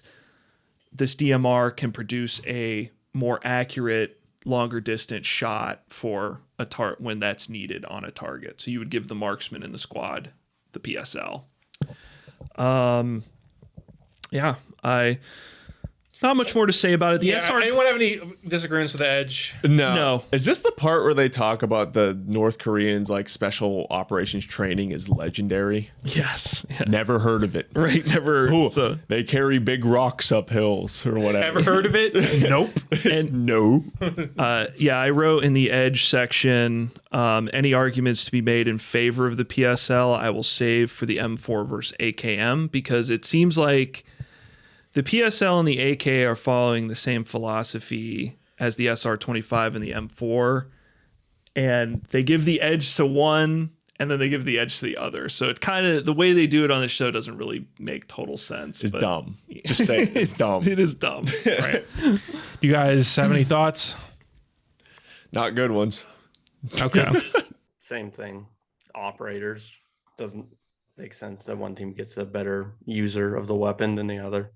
One tiny thing about the SR-25, when they're in the Fight Club, did you see the scope, how it had like that weird mesh on it? Do you know what that was? It's to reduce glare from sunlight, I'm pretty sure. Okay, does that actually like affect the picture? Like it No. looked like it was just blocking it. Now, I've seen I did not see it on the show, but I think I know what you're referring to, where it looks like a little like honeycomb thing on the outside. They're like little hexagons. Yeah, it doesn't actually affect the sight picture, but I'm pretty sure it's to reduce sunlight glare. Okay. I wasn't even like calling anything out. I just thought that was interesting. Yeah, it's kind of like whenever you put your finger like in your vision and you can kind of see through it. It has like that same effect. Gotcha. All right. Thank you, Lucas. Yeah. I'm learning. Right. Or I'm entirely wrong and I made all that up and you'll look like fools. You believed me. Well, Yeah. you know what? It's classified because it's North Yeah, Korea. yeah. So. Okay, let's go to the If I'm hand-to-hand wrong, section. it's classified. Right. Now, if I'm not mistaken, I think that Deadliest heard our Green Beret episode and heard me talk about the need for hand-to-hand, and they put it in this episode. I also think it's just because Tim is like a UFC fighter Yeah. or like a strike So- force fighter at the time. They're like, Yeah. well, we got to do hand to Yeah, hand. it falls into the like them bringing on Rashad Evans or Chuck Liddell. They brought on an MMA fighter, and so they had to get like multiple black belts in Hapkido and Taekwondo to like compare to. And it ends up being really funny because it's hand to hand, but not really. Yeah. Yeah. So that's a good point. Like, let's Right. just, Yeah. Why don't you get into it? Because I have stuff to say about it. Yeah. So we'll blow through it, I guess. Does anyone have history on any of these fighting styles? So I can't tell you when the Army started its like modern hand-to-hand. It's called Army Combatives, and it basically we're not trained to like high levels of combatives because it's not necessary. When you're in the Army, you're taught you kill people using your weapon. You're really not supposed to try to go around and do the hand-to-hand build. It's not ideal in long-range combat situations. An Army Ranger. Yeah, I'm a monk class. But Run around with a knife. the Rangers during RASP, that is something they do every single day is practice combatives.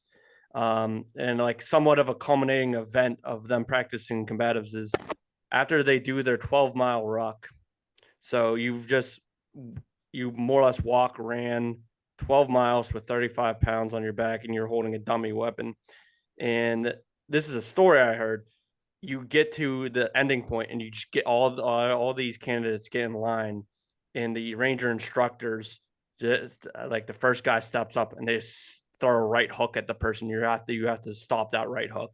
If you don't stop the right hook and you get knocked on your ass, you stand back up and you do it again until you stop the right hook.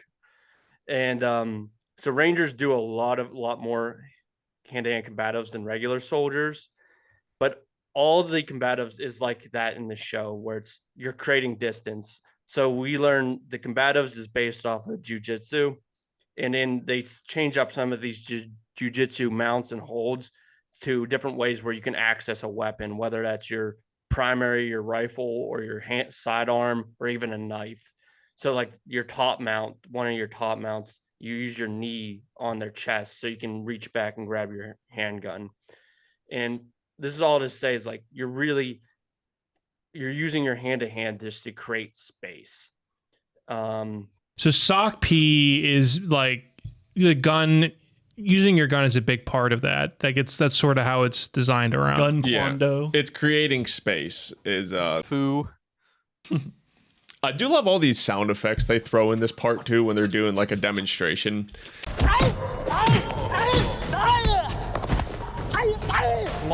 But yeah, it's about creating space, utilizing your tools. So pretty much most of the military branches have some form of hand-to-hand that they learned. And this is just the Army Special Forces version of it. I've said it before, sound like a broken record this time, but it seems like it's our fourth like modern matchup. I trained in McMAP, which is the Marine Corps martial arts program, which followed very similar It's the Irish version of MAP. McMAP. Stinky McMap. Yeah, literally what the premise isn't to be like the best fighter or kill a guy with your bare hands. That's not your goal, but to get the guy off of you extremely fast and like utilizing a lot of elbow, shoulder joints, knee joints, weak points on the body, hip throws, controlling arms to essentially get them away from you so you can get back to what you're comfortable doing, which is handling your weapon to essentially rapidly finish the fight. So it's not fancy it's not like a UFC fight where you're taking someone to the ground and choking them out. It's kind of just you learn very quick, rapid movements to just get them off of you and get them away from you. So I'm surprised that this didn't come up at all in the episode, but it may have happened after the episode. But there is a story, and I'm not sure if it's confirmed or not, but it's like a story everyone in the Army knows. But that there is a Ranger who has killed somebody with their MRE spoon. That comes with the MRE.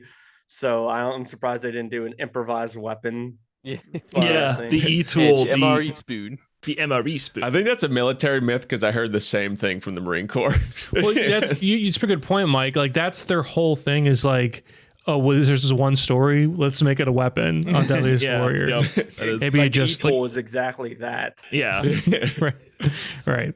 So let's just get into the hand-to-hand. Dan did some research on the Hapkido Taekwondo. Oh, you did? Yeah. Oh, sorry. Go ahead. So the show is obviously working within the bounds. I think they tried their best to fit the Hapkido expert into the narrative, even though it's not like a perfect one-to-one match.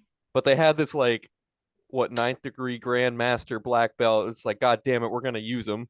But it's almost there because the North Korean army does place like a really high value on hand-to-hand combat. Normally it's like a mix of like taekwondo, judo, and like basic karate for like the low level forces. They can only afford so much ammunition. At some point we gotta pick up for the losses. Yeah. But it's a big part going back to like the like parades that they do, like the parade showcases. Like hand-to-hand combat is always like a huge part of that. Like they'll always do the I have another visual aid for you actually, where they'll set up Kim in like the stands and they'll do like a hand-to-hand demonstration where they're like breaking bricks and like pelting people with stuff and like breaking beams of wood across their back or whatever, like like this stuff. Yeah. I'd like to think that Mike's training was just watching videos. All right, this is what these crazy motherfuckers do. It's just videos of them breaking boards and doing karate shit. I was in a soon after that's the right hook. Yeah. But I was they in do a place hand-to-hand tournament. they do place like a high value on hand-to-hand combat, so much so that they have their own style, which includes Hapkido, which is called Kyuksul-do. And it was actually popular enough where Warsaw Pact nations in the Cold War would get trained by North Korea for hand-to-hand combat. Like it was a popular martial arts for the whole like Soviet Interesting. bloc. Yeah. Funny picture. You That know, guy's just waiting for it next. Yeah. I know that part of it is like they in China all children in school learn like what the hell am I thinking of? Kung Fu or whatever their form of Kung Fu is. And a lot of that is just about instilling, discipline, calmness of the mind, that it's called martial arts, and I think we forget that sometimes because it's about like, keeping the body strong, keeping the mind sharp, staying ready, and that is going to affect, who knows, on a modern battlefield, you're probably not going to be in a kicking match with somebody. Although I've never seen combat, so I don't know. But between the North Koreans and Army Rangers, there's a huge culture difference between how they're approaching, and you kind of do see that in the show.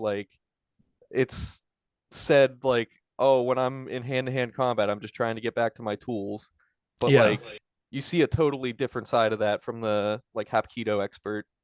There's a reason the U.S. trains in that style, because it's more practical. And if you were entering a UFC octagon, the Taekwondo, Hapkido method might be extremely effective, but in a combat scenario, there's a reason the U.S. has created and adopted these programs pretty recently. Yeah, Korean martial arts goes back a long time.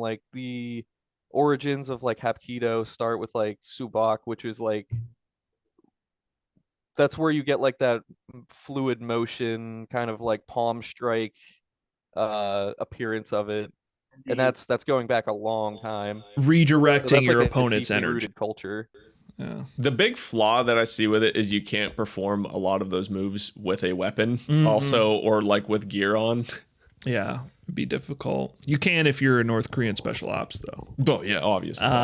It's also kind of worth note. We already know that they did that because they had the expert for South Korea. These are South Korean people, obviously. They're not. How many North Korean special forces are 9th degree black belts though? I guess they want to show the best of the best, but North Korea would say all of them probably. right. They also invented hamburgers. So I have a couple opinions on this whole segment. On the positive side, I think it is cool to test these hand-to-hand movements. It's just fun to learn about. It's fun to see a 9th degree black belt throwing a guy on the floor, and watching Tim Kennedy do the sock P. And it's interesting because you and Mike and Lucas talking about this. I don't think he gives the best demonstration on the show either. Yeah, it's kind of very cheesed. The way he describes it, though, is incredibly similar to how you guys described it, talking about it. It's this idea of listen, the modern battlefield's about the weapon. How often are you really going to have to put someone in a chokehold? You're just trying to get back to your gun. And if someone closes the distance, you can shove them away, maybe hit them so they're a little dazed, and that gives you time to access a weapon. I like the way it's demonstrated. I think it's pretty fascinating to watch them both test it out. On the downside, I thought it was fucking hilarious that what you see on the show, they bring on two black belts to demonstrate this Hapkido and Taekwondo. They're throwing each other around. They're doing these crazy strikes. And then Tim Kennedy's yeah, so I'm going to stomp on his foot, push him back, and shoot him with my gun. and they're is that hand to hand? That's what I mean, is it's called hand to hand.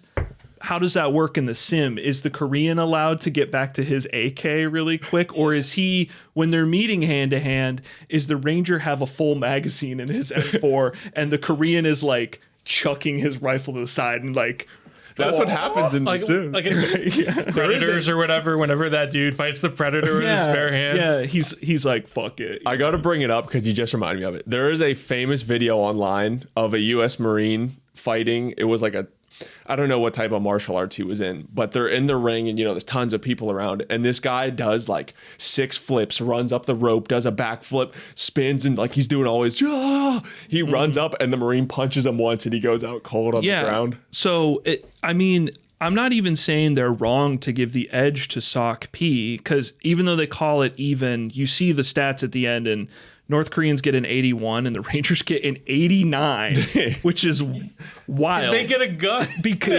And that's what I mean. It's because they get a gun, so it's not really hand to hand. And I think Tim says at some point, well, we don't want to fight fair. That's fine. That is probably the better mentality to have on the battlefield. Duels are for suckers. It was a kickboxer versus. We all know that Indiana Jones scene where the guy pulls the giant guy pulls the sword out and he's whipping it around and Indy just pulls out the gun and shoots him. that's what this is, but they classify it under hand-to-hand combat. And so it's like, well, how come he's allowed to have a fucking M4 in the hand-to-hand combat section? Well, so yeah, I mean, they're sort of screwed because if Sock P is like the prominent Ranger hand-to-hand, That's what you got to show. You got to show that, but that's also not fair to the South or North Koreans. And yeah, and you think in a hand-to-hand scenario, your gun doesn't work or it's out of ammo or you can't reload. So like, what are we doing? So if it makes you feel better, like I mentioned earlier, Army combatives, and I imagine what's the Marines version of combatives again, Lucas? The McMap Marine Corps Martial Arts Program. McMap. Probably like the Army combatives is based off of Brazilian Jiu-Jitsu. And I imagine the same thing for the It's based off. I don't remember. I haven't done it in so long. Which, if you're just going off of UFC, Brazilian Jiu-Jitsu is the dominant like grappling style. It beats out Taekwondo. Oh, so for sure. Like, if you just want to reduce it down to that, the Rangers still know. No, we have to go off what's in the show, but like if they brought Army combatives, it's just jiu-jitsu grapples, which are a superior grappling system, and it's a bigger guy doing the grappling. So I still think, Rangers win. Wait, Mike, what does the handbook say behind you? Something about just finishing him off with your hatchet? This says something along the lines of on your background. Use the spoon. Okay. I gotta say, the spoon. Dan, that North Korean propaganda art is fucking awesome. I know, cool. Right? I imagine those treads say something, but I don't know. Yeah. Yeah. We probably don't want to know what it says. Yeah. Run over those America. Yeah. I want to close out my hand-to-hand section. I'll have nothing else to say. It's just Hapkido is a South Korean invention. It was made in like the 1940s by South Korea for South Korea. It's not unbelievable that North Korea would take some stuff from Hapkido, but if they wanted to be completely accurate, they would have stuck with like Gyeoksuldo, which is their version. That's their martial arts. They couldn't get any South Korean special ops guys on here, Dan. I wonder why. I know. Yeah. But like to mention it, just to say that they have their own version. Oh, I get what you're saying. Yeah, to wrap up my thoughts that I gave you to represent the North Koreans. Which one gets the edge? I don't even remember. So they call them even. Oh, that's right. But then the North Koreans get an 81 and their hand-to-hand so X it's factor, not even. And the Rangers get an 89 in their hand-to-hand. So I think it's really funny that the Ranger, like what they show, they didn't need to bring on like a 9th degree grandmaster to showcase this, because they bring on these guys who are so overqualified for Deadliest Warrior, and then they show Tim Kennedy shoving a guy and shooting him with a gun, and the Rangers get a higher hand-to-hand score than Napoleon got for Battlefield Tactics. All right, I just want to put that out there. So, well, the segment is fun to watch and it is interesting, and I know they're trying to keep it as accurate as possible, like with the sock P and all that. It comes off as absurd when you think about it for 2 seconds, because it's like, so someone is allowed to have a M4 in their hand-to-hand combat, and that gets them an 89. Hell yeah. They're like fucking Goku. I was going to save this for later, but Robert Daly in this episode says that what 100 means is the perfect warrior. That's your metric to go by. Yeah. So keep that in mind, that they are very close to being literally the perfect apex warrior. Yeah. Sounds right. The M4 has a 100 in hand-to-hand combat. I was going to say, give me a fucking gun. Tim Kennedy is an MMA guy. Yeah. I will win 1,000 battles if I have a gun and he doesn't. There's a reason they separate ancient and modern warriors. Right. All right, let's move on. Yeah, what's after this? I think medium range is what's considered. I don't know if they label it, but it's main weapon. Main weapon, yeah. We got the Type 68 AKM. Would have been better if they had one more type. Nice. Okay.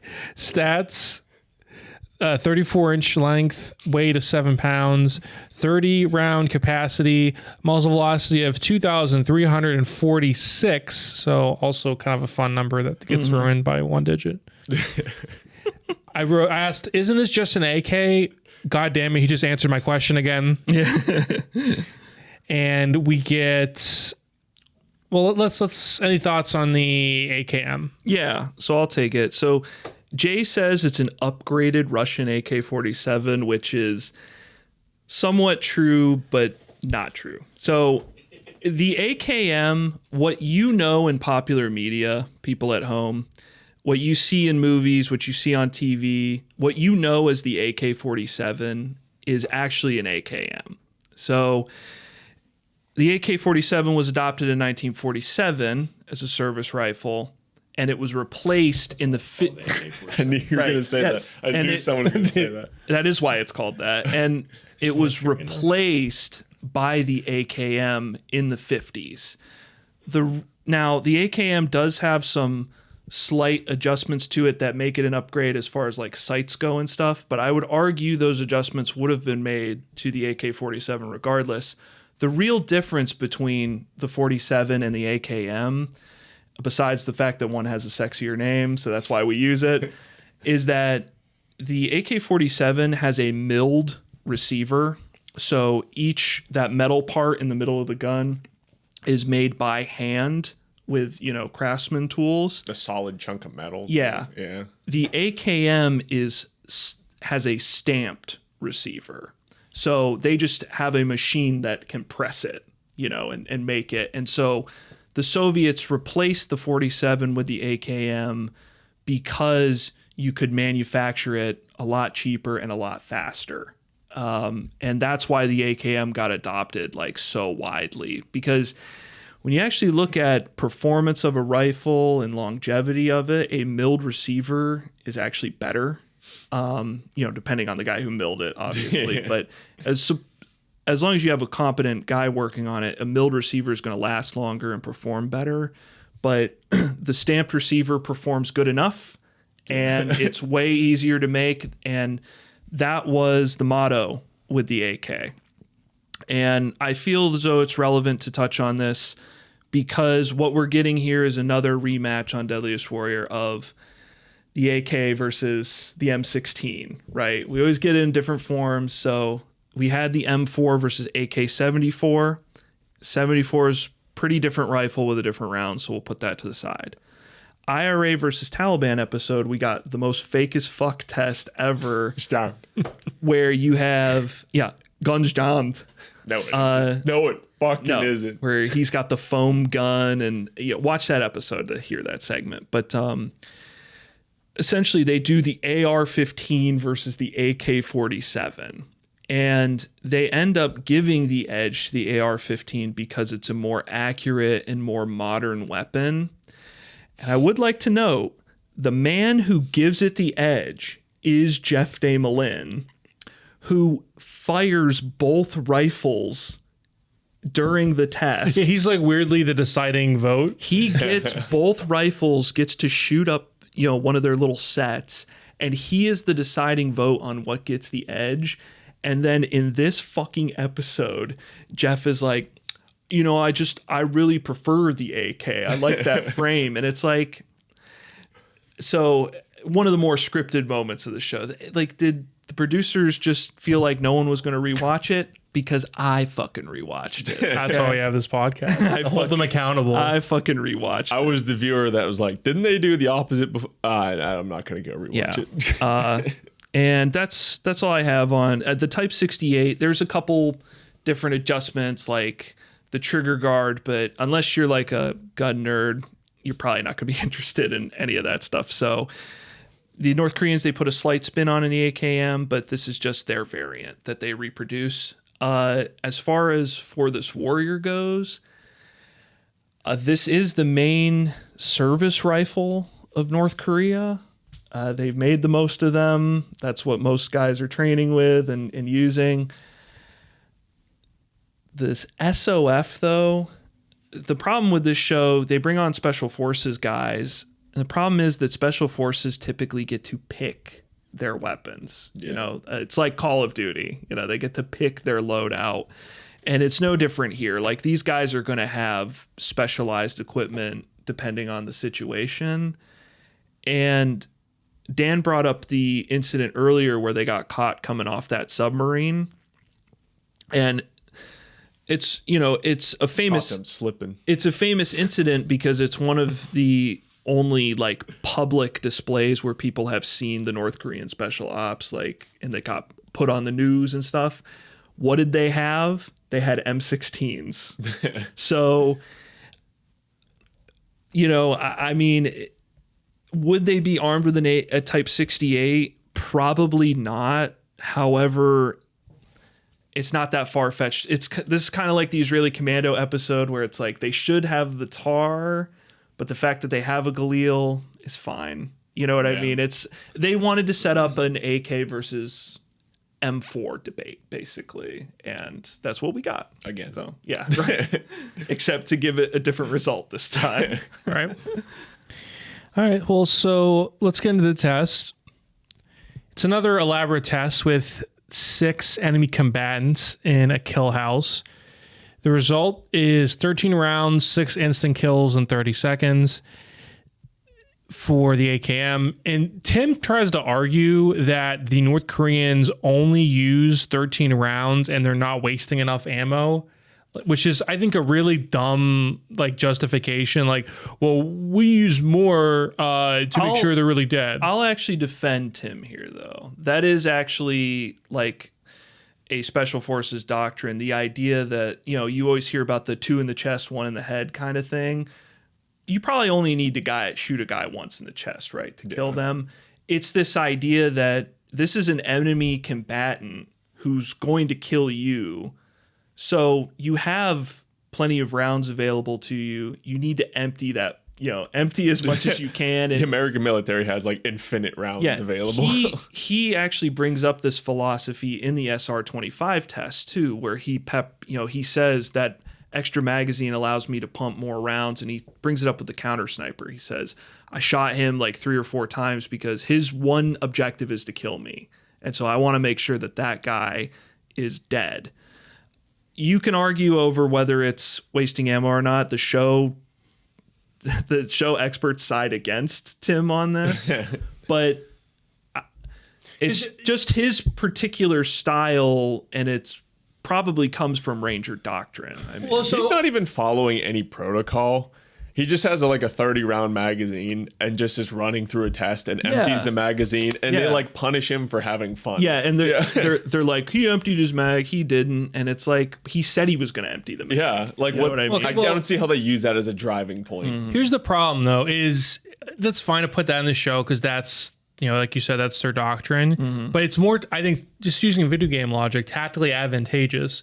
Is it better for me to totally empty my clip on everybody, or okay, for the next group of people to come in, I don't have to reload now? I think if you can get the job done with less ammo, that's always preferable. I don't think he was actually following any real protocol. I think he was just having fun shooting the targets as many times as he could. Okay, well, that's the thing. And if we're following the logic of the sniper test, okay, he's having fun, but that goes against him in the sim then. Like, because this is Legends of the Hidden Temple. So if you got to theoretically use more ammo to get the job done, that should be, and it gets the edge. Well, I think what they're doing is they're using how much ammo Tim uses versus how much the SWAT guys and using. Acting like the kill wasn't done until all that ammo was out. They're using it as a placeholder for like the idea of stopping power because the AK's got a bigger round than the M4. And so they're saying like you need less ammo if you can shoot a guy once and he's dead. The reason I don't think it holds up necessarily, the AK does have a bigger round. We'll talk about it in a second. You know, we have it here. But Tim demonstrates the accuracy you can have with an M4. Yeah, his grouping's like that big. And if you put a round in a guy's heart, they're dead. You know what I mean? And so I know, you know, test bias does affect the edge. I feel like I've said it before with season 3. I get the vibes that season 3 is entirely doctored from the very beginning, in that they it goes on. Yeah, it goes go back ahead. to like the Green Beret and Spetsnaz, like, why aren't they wearing armor? And it's like it's the 80s version. But these are like modern Rangers versus modern North Korean Special Forces. One of the things they don't really bring up is like attachments. The fact that like a Ranger's gonna be going in there with a completely kitted out M4 with like expensive holographic sights, like second a better barrel stock. That weapon's going to be like perfectly customized to fit that Ranger. Whereas that North Korean, it doesn't look like just going off the show's logic, that Type 68 is going to have that same level of customizable. Yeah, they're giving them a stock weapon, which I think is probably reflective of the fact that, you know, the North Korean special forces are bigger. They're less specialized, so they are probably just going to have a standard issue weapon like you're talking about, Mike. And they're not going to have they're less likely to have a kitted out rifle like a Ranger would, you know. So we agree that M4 should have got the edge then. We'll talk about it when we get to the edge section, actually. So yeah, let's move on to the M4. I mean, we kind of have been, but stats: length of 33 inches, weight of 5.5 pounds, capacity. Something fucked up with my typing. It's 30 rounds, right? Yeah, it's 30. Yeah, I don't know what the hell happened here. I got like 69 rounds. No. Muzzle velocity of 2,900 FPS. I mean, we kind of covered the M4 in other episodes. I actually anything. Sit down, buckle up, because I got about 30 minutes of notes on the M4 for this one. I'm just kidding. We've covered this thing. We've covered it multiple times. Yeah, I'll keep it really short. Getting ready to disassociate. The M4 itself has been in service since the 80s. Shit ton of variants. Fires 5.56. NATO gas operated closed rotating bolt. 700 to 950 rounds a minute. It's a carbine version of the M16A2. It can be equipped with the M203 grenade launcher, which it commonly was. One man per squad had it. It was adopted for SOCOM operations February 1994. It replaced most submachine guns and select fire handguns as it offered superior stopping power and able to penetrate modern body armor. Something I just added, it was weird. The Marine Corps didn't replace the M16 until 2016, so I did most of my firing with an M16, way outdated, instead of the M4.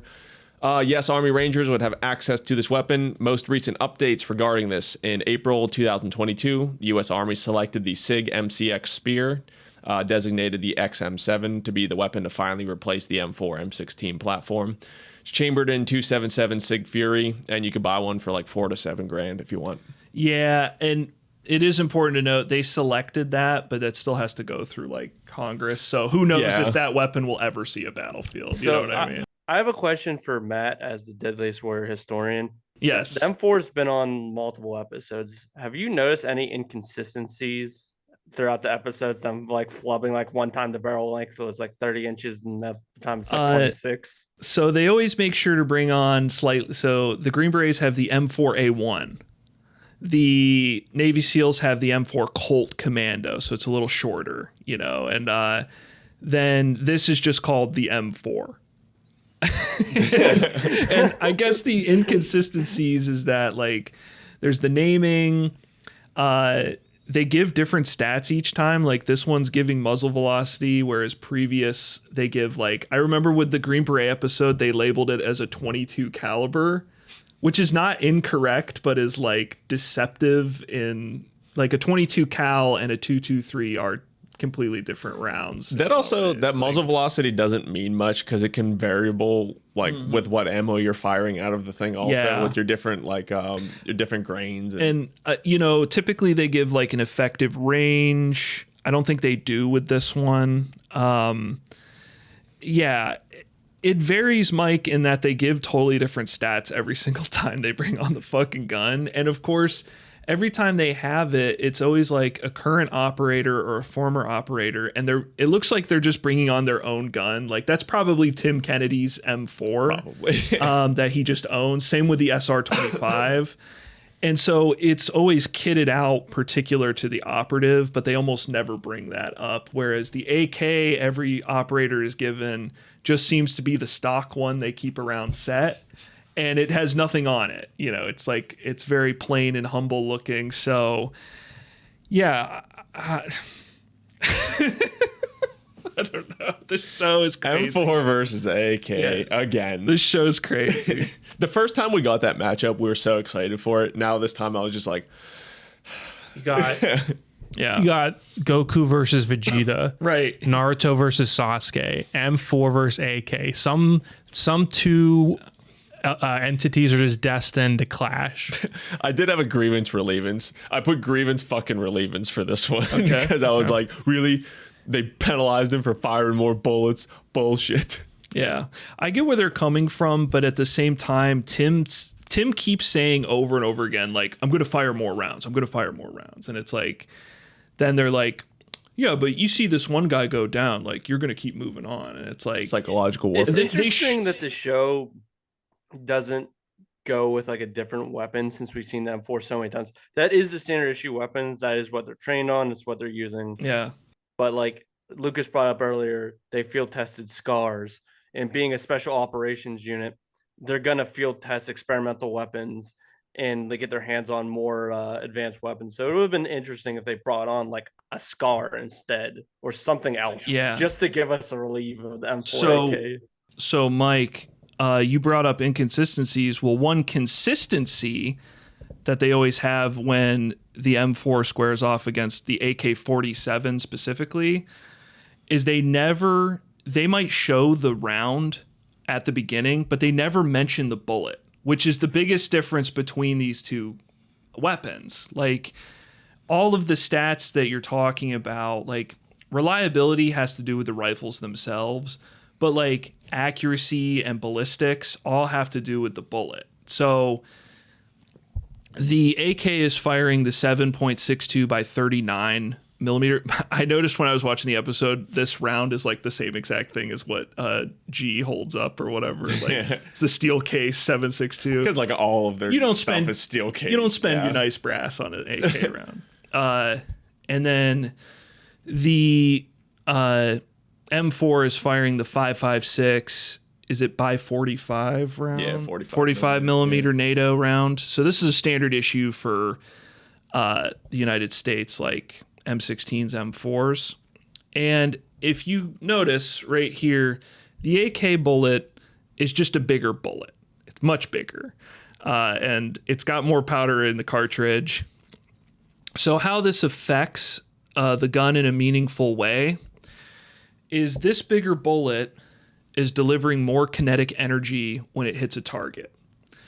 And kinetic energy is what the science, what Call of Duty devs turn into stopping power. That's what's sort of talked about with the energy that's hitting a target when it smacks into you and the temporary cavity that it creates. That's what creates stopping power. However, because it's a bigger bullet, it travels a lot slower.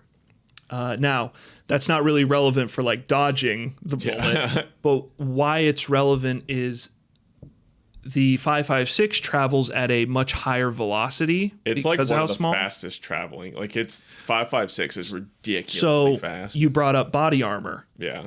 Counterintuitive to what you might think, the 5.56 is superior at penetrating cover and body armor because it's traveling at a higher velocity. It also, that higher velocity gives it a superior effective firing range than an AKM bullet.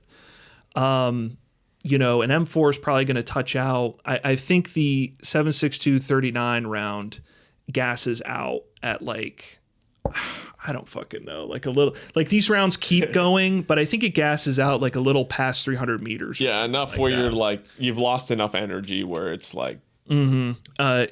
It's not effective firing means like how accurate you can shoot it. Now, how relevant is that on the modern battlefield? I mean, I think they determined most firefights occur between like within 300 yards of each other or something like that, which is why they replaced all those old like large caliber weapons with these smaller intermediate cartridges. Craig, what are your thoughts? Listen, let Craig have his break here. This is where most of my notes are, is in this section. So, because I wanted to clear up the goddamn debate once and for all. Again, this is two guys going through a house. Both of these weapons are going to like get the job. They're going to do the same thing essentially. And it, as always with a firearm, the biggest difference maker is going to be the operator, the person holding the gun. And I mean, both these guys did fine. Really, I wish the show had just come out and said, instead of going through the whole rigmarole of like, he fired this many shots, because that's irrelevant to the test of the gun. Yeah. What is relevant, they should have just brought up stopping power. They should have brought up that this is a 30 caliber round. It delivers a bigger punch. And so that's why we're giving it the edge. Because whether you want to argue with that or not, it's actually a sound, objective reason to give the edge to a weapon versus he shot more. And a bolt action gun would have been the best means to do that. Exactly. Just bring on the 50 cal for the house clearing. Quick scope.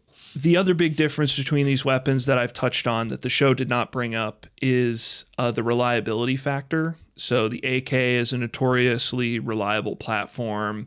The M4 has gotten a lot better in that they've modified it over the years, but at first the M16 in Vietnam had a lot of issues. The reason for this is the way the guns are built. So an M16 has much tighter tolerances, which just means everything inside of the gun, all those moving pieces you don't really see unless you take it apart, are much tighter together. So when something gets in there, it's a lot easier for it to interfere with the gun. AKs are made very loose. If you take that top dust cover off, it's just a bolt in there and it's a ton of space. Yeah. And so the Soviets and the Russians wanted that rifle because they needed something that could survive the Russian winter, something that Napoleon and Adolf Hitler couldn't pull off. They needed something that could fire in the Russian winter, and they needed something that they could scatter to all the four corners of the earth. Okay, which is why the AK is super mass produced. It's the number one produced platform. Yeah, pretty much in the firearm of all time. It works. That's why they modify it. At the end of the day, you can make arguments for both these platforms. My personal argument would be that the M4 is it's a newer platform. It's more modern. You can put attachments on it. It's got a longer range. It does have a better MOA, so it is scientifically more accurate. But, and this is the big but, big butts, baby. But this is Spike TV. What matters is the operator. And these two platforms, that M16 platform and the AK platform, these are the kings of the modern battlefield, basically. There's a reason they have stuck around for as long as they have. They just fucking work. Yeah. So you can really give the edge to either of these rifles for a variety of reasons.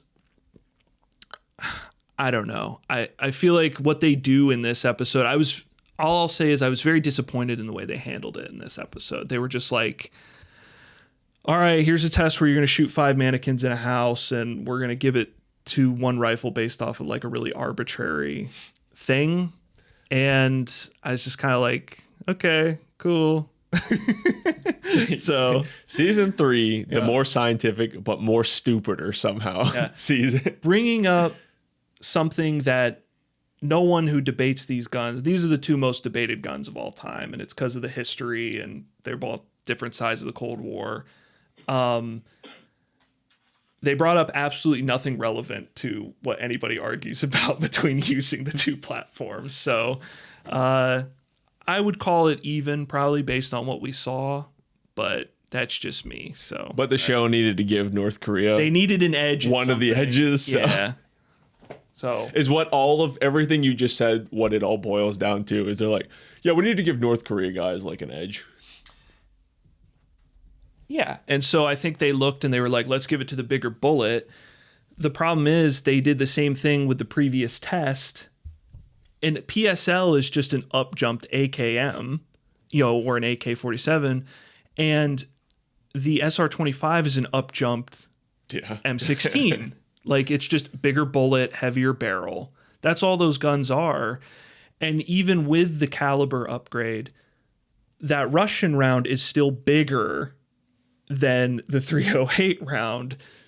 So both these guns, you would argue the same logic. One is more accurate, more precise. It's got a smaller round, but that gives you less recoil with the ergonomics of the gun. And the other side, you would argue, hey, this has a better intermediate cartridge. It's big. You shoot somebody, they go fucking down with it. And fuck the recoil. We're only shooting this out to like 75 feet. So who gives a shit? And then they give the edge to the SR-25, but then for the same reasons, they give the edge to the AKM. You know what I mean? So I was kind of like, little inconsistency. I was just disappointed in the way the show handled it. So those are all my thoughts. That's where I wrote my most notes for this episode. Here's an M4 mag. Yeah, AK mag, classic banana style. Fun stuff. So, all right, Craig, we're ready to move on. All right, cool. Unless you guys, Mike gave his thoughts, Edge M4. Dan, you have any thoughts? I'm not touching this one.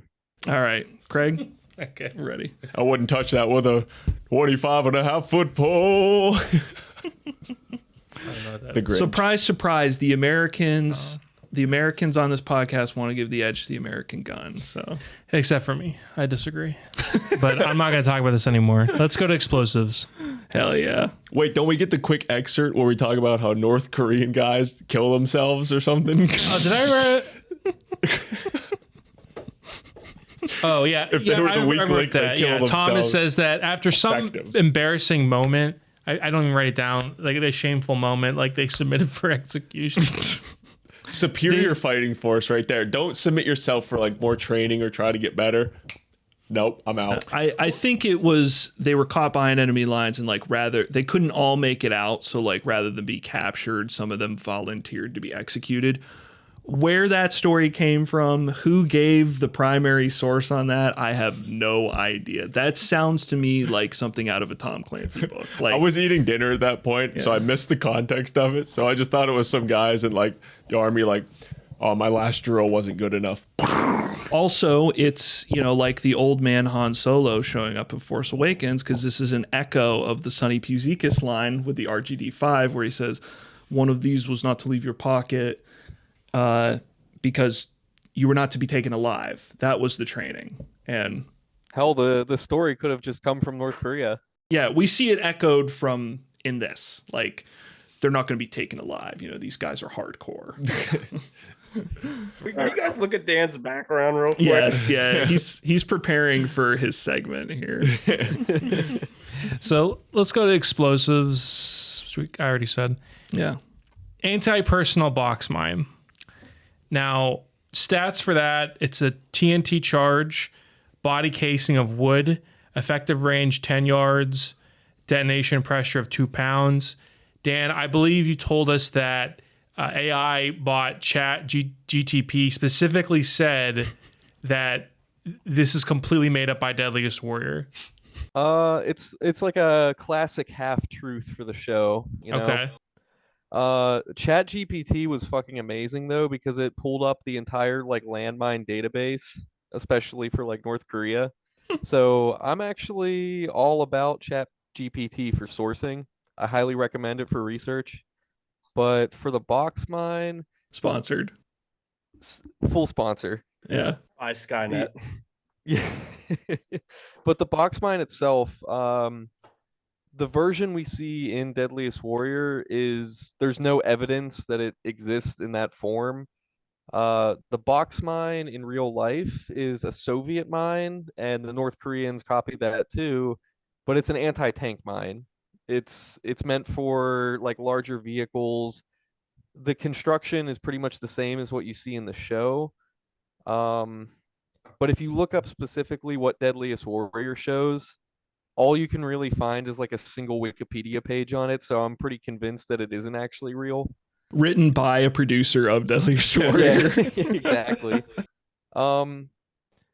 If we use the Soviet mine as a frame of reference, though, there are some pretty interesting facts you can get from like the wooden construction of it, because the real ones are like, it really is as simple as it looks on the show. It's just like a little hatch pressure plate that detonates the TNT, like Wile E. Coyote shit. It's incredibly simple, but because of its wooden box, like it's incredibly hard to disarm, so it's like a huge problem around the world, like for obvious reasons. Because it's a very simple Soviet mine made out of wood, they're all over the place, like Asia, Afghanistan, like Iraq, Anybody can every make one. conflict zone in Africa. Like they're everywhere. How do you make one, Dan? Huh? How do you make one? Go ask Chat GPT. Yeah, I was saying they tell you that. We didn't get any like How do you Adopt a make a Minefield bomb? charity I was plugs Because or that's anything all this time. Max. Yeah, I guess. Max did the Adopt a Yeah, Minefield. they don't care. Yeah. They just Robert don't Dickley care. didn't do his minefield plug. Yeah. I heard that Tim Kenny was going to come on if they had the pussy ass charity, the snowflake Another charity. really interesting fact about these mines, though, is the pressure plate. It's meant for a vehicle. You're supposed to have like a really strong like force on it to detonate. But because the wood construction gets like weaker over time, it like rots away or bugs will eat it. It degrades to the point where a human foot could actually detonate like an anti-tank mine, It's which is interesting. horrifying. Are we talking like a regular person by BMI standards, or are we talking like an obese person? A swole person. Yeah, swole, if you will. Well, if the Ranger, we know how much the Ranger weighs. They all weigh 175 pounds. Every single Ranger. Yeah. Fun fact: the day one at RASP, they weigh you and do the height and weight, and if you're not exactly that height and weight, they kick you out. They shoot you on site. So for execution. Long story short, the box mines are a thing, but the version you see in the show is fictional. Okay. So interesting. And more than I thought we'd have on it, to be honest. So thank you Right. for that, Dan. The test is blowing up a man with a gel torso leg. He blows up. It's an, I would say, underwhelming boom. We're used to like the cartel where it's like a nuclear this car bomb, blast. yeah. Yeah. This is just a lot more modest. Mac strangely says, hee, blowing stuff up is always fun. Blowing stuff up is always fun. And I wrote the little like purple devil emoji. 'Cause that's like what he does. He is. He's being a little stinker. Yeah. Many of the targets are unharmed.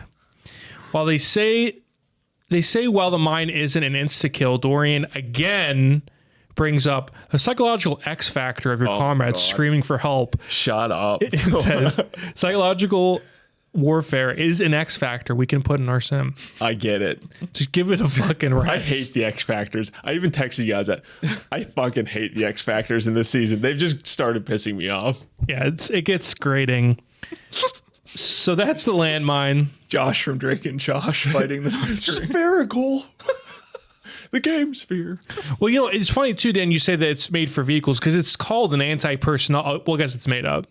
So the real version is for vehicles. Right. Any real instance of the box mines, like the original ones were made in World War II because it's real easy to just put a box with TNT on the front lines. So they were made for I stopping do it all the tanks. time. Matt, Drake blows up. Josh goes, Shabadoo. What the fuck? Okay. On that note, let's move on. Claymore mine. Stats, a C4 charge. Shrapnel 701. 1/8 inches. Oh, I wrote it the weird. balls. Yeah, the Yeah. balls are 1/8 of an inch. There's 700 of them. Effective range of 55 yards. Shrapnel velocity of 3,995 feet per second. I mean, Claymore, you played it in Call of Duty, you know, the mission where it's you and Captain McMillan, and you got to do it in like the theme park or whatever. Also, I beat that on a veteran. the second time we're seeing the Claymore, first time as William Wallace's sword. Yeah. The second That is where appearance the of the name- Claymore, yeah. That is where the name comes from. This one is the M18A1. It was developed to essentially defend against mass attacks or can also be used in ambushes. Fires in a 60-degree pattern. Off of ArmyRanger.com, it says the mine can also be pried open and the C4 can be used to heat up food. I guess. Yeah, do you like draw straws? Who's going to open it up? Be like, all right, you. That was off ArmyRanger.com. That sounds like the stupidest thing I've ever heard. Okay, it was used extensively by Rangers during the Vietnam War. Yes, it's named after the medieval Scottish sword, and it's been in service since 1960. Development actually started back around World War II by Josef Mizne. Its design was perfected with the A1 variant, and it's remained the same since. And it's fired using a tripwire with like a blasting cap. It's pretty They should have brought on Anthony DeLongis to explode the Claymore. Hit the button and then heat up his food. The reason we get like a landmine matchup is probably just because of the DMZ, like by nature, is covered in landmines. Yeah. It's not unthinkable to think that a box mine can be made into like a anti-personnel version. So I fully believe that could be a thing that's out there. So, but like, does this feel not fair at all? Yeah. Because like the Claymore can take out like a lot of people at once. Mike, do you have any notes? It's called an anti-personnel mine, and not just because the show decided to make it anti-personnel. It is designed to kill people. It's not designed to take out a vehicle. They're also not designed to do stuff like the bouncing Betty or like the Viet Cong. I forget the Viet Cong's trap, but they're not designed to like maim. They're designed to kill. He's talking about the Palm Z and the F1 grenade. Yeah. I'll read you all my notes word for word. This test isn't even fair. Are the North Koreans getting multiple box mines for every one Claymore? No. Also, how do either of these things work in the sim? 3 fucking seasons and they've still never explained how a landmine would work in a 5-on-5 fight. Edge, Claymore, why not? Like, of course it's gonna go to the Claymore. Like, I think one thing that the box mine has as an advantage is it's set it and forget it, since it's just a pressure plate, whereas a Claymore, unlike Call of Duty, requires like an active user detonator. Yeah, to detonate. It can be set up like a trip mine, but in most situations it's used in the ambush situations where you set and you're waiting for someone to walk by and trigger it. The more active component there. Yeah. I guess that's just what I mean is, how the fuck does any of that work in the sim? Is one ranger dedicated just sitting there with the Claymore, or are they all sitting there with one at the beginning of the match? In the reenactment, he uses it as like a suicide vest. Yeah, he does. They say that the Claymore has a higher blast, which is code for it wins. Yeah, the bigger boom always wins on the show. I mean, it's pretty matter what. And we'll just throw out the assumption that no, they probably didn't make a real box mine, and no, they probably didn't have a real Claymore on the show. It's just a fake explosion again. So. Yeah, it's the same test, and more people are affected beyond just the initial target, so it gets the edge. Let's just move on. Brendan, any thoughts on that? No? Okay. He's shaking his head. X Factors. Dorian is again talking about psychological warfare, and it's even its own X Factor. Can I read my line on psychological warfare? Because I was obviously pissed off typing this. I put, kind of bullshit. I guess the only thing about psychological warfare is killing innocent people and being able to kill yourself. How about the psychological aspect of taking on a massive nation with a renowned military? America should be like a fucking 100. Like 1,000. Triggered. Triggered. I like that note. So the psychological warfare. Sorry. That's okay. Sorry. North Korean gets 86. Rangers 74. Ooh, pussy ass. Wouldn't there be psychological warfare of fighting America though, with our like massive army? See, that's where you're wrong though, guys. What is the scale? See, you guys are forgetting the whole argument. Robert Daly says, "I don't." I'm a Green Beret. No, Robert Daly's notorious truth teller. Robert Daly says, "I don't think the North Koreans really care." I want to also point out that he says in that same segment, we had a team of engineers and scientists making up these numbers. His whole argument for the reason the North Koreans get psych warfare is just, I don't think they really care about dying, about Do you remember that? their friends dying, about wiping out civilians. So basically his whole, yes, I do remember. Of course, I've made it. Basically, their whole argument comes down to Rangers are warriors, but they're humans, whereas the North Koreans are not. You know, they're savage brutes, so they don't care if they die or if anybody else dies. You know, Yikes. This is like one of my big contentions throughout the entire episode. I think the whole psychological warfare for regular soldiers on both sides. You could like argue like they might break under pressure. These are both special operations groups who are constantly training, constantly more active. They're in harder training. The Rangers are constantly being deployed. It's like, I believe they have like 3-month deployment cycles where they're just constantly thrown out, combat tested. They're constantly in the shit of it. And that's gonna be an X factor in the sim. Yeah, they're not weak people. Neither are the North Koreans. Like, these people, the whole reason you train constantly is so you start acting out of instinct rather out of like actual like higher thought. You're just doing stuff like instinctually going through your battle drills. Yeah. But what you're forgetting, Mike, is that Robert Daly doesn't think the North Koreans really care. Yes, it just doesn't make sense. It's funny they act like the Rangers aren't extreme. Like right here on my other screen, I have pulled up like in the late 90s, there's like a story about how 2 Rangers stationed in Fort Lewis in Washington State, they got the one Ranger got a house in like a Crip neighborhood, and he got in a 2 Rangers got in a gunfight with like 20 gang members and this took them out. That's just shit they do. There's also stories about I don't know, just doing wild. These are wild men, and the fact that it's like, yeah, but the North Koreans aren't human, so right, yeah, like yeah. Any special operator in whatever military, they're a different breed, and saying that like they're gonna be phased on the battlefield, it's like maybe, but like a little bit. Yeah. Also, how does psych warfare play into a 5-on-5, do you think? How is it any different really than like extremism, which is next? Yeah, are the Rangers going in like, I heard a lot about these guys, dude. Except not that much because it's all secret. Right, yeah.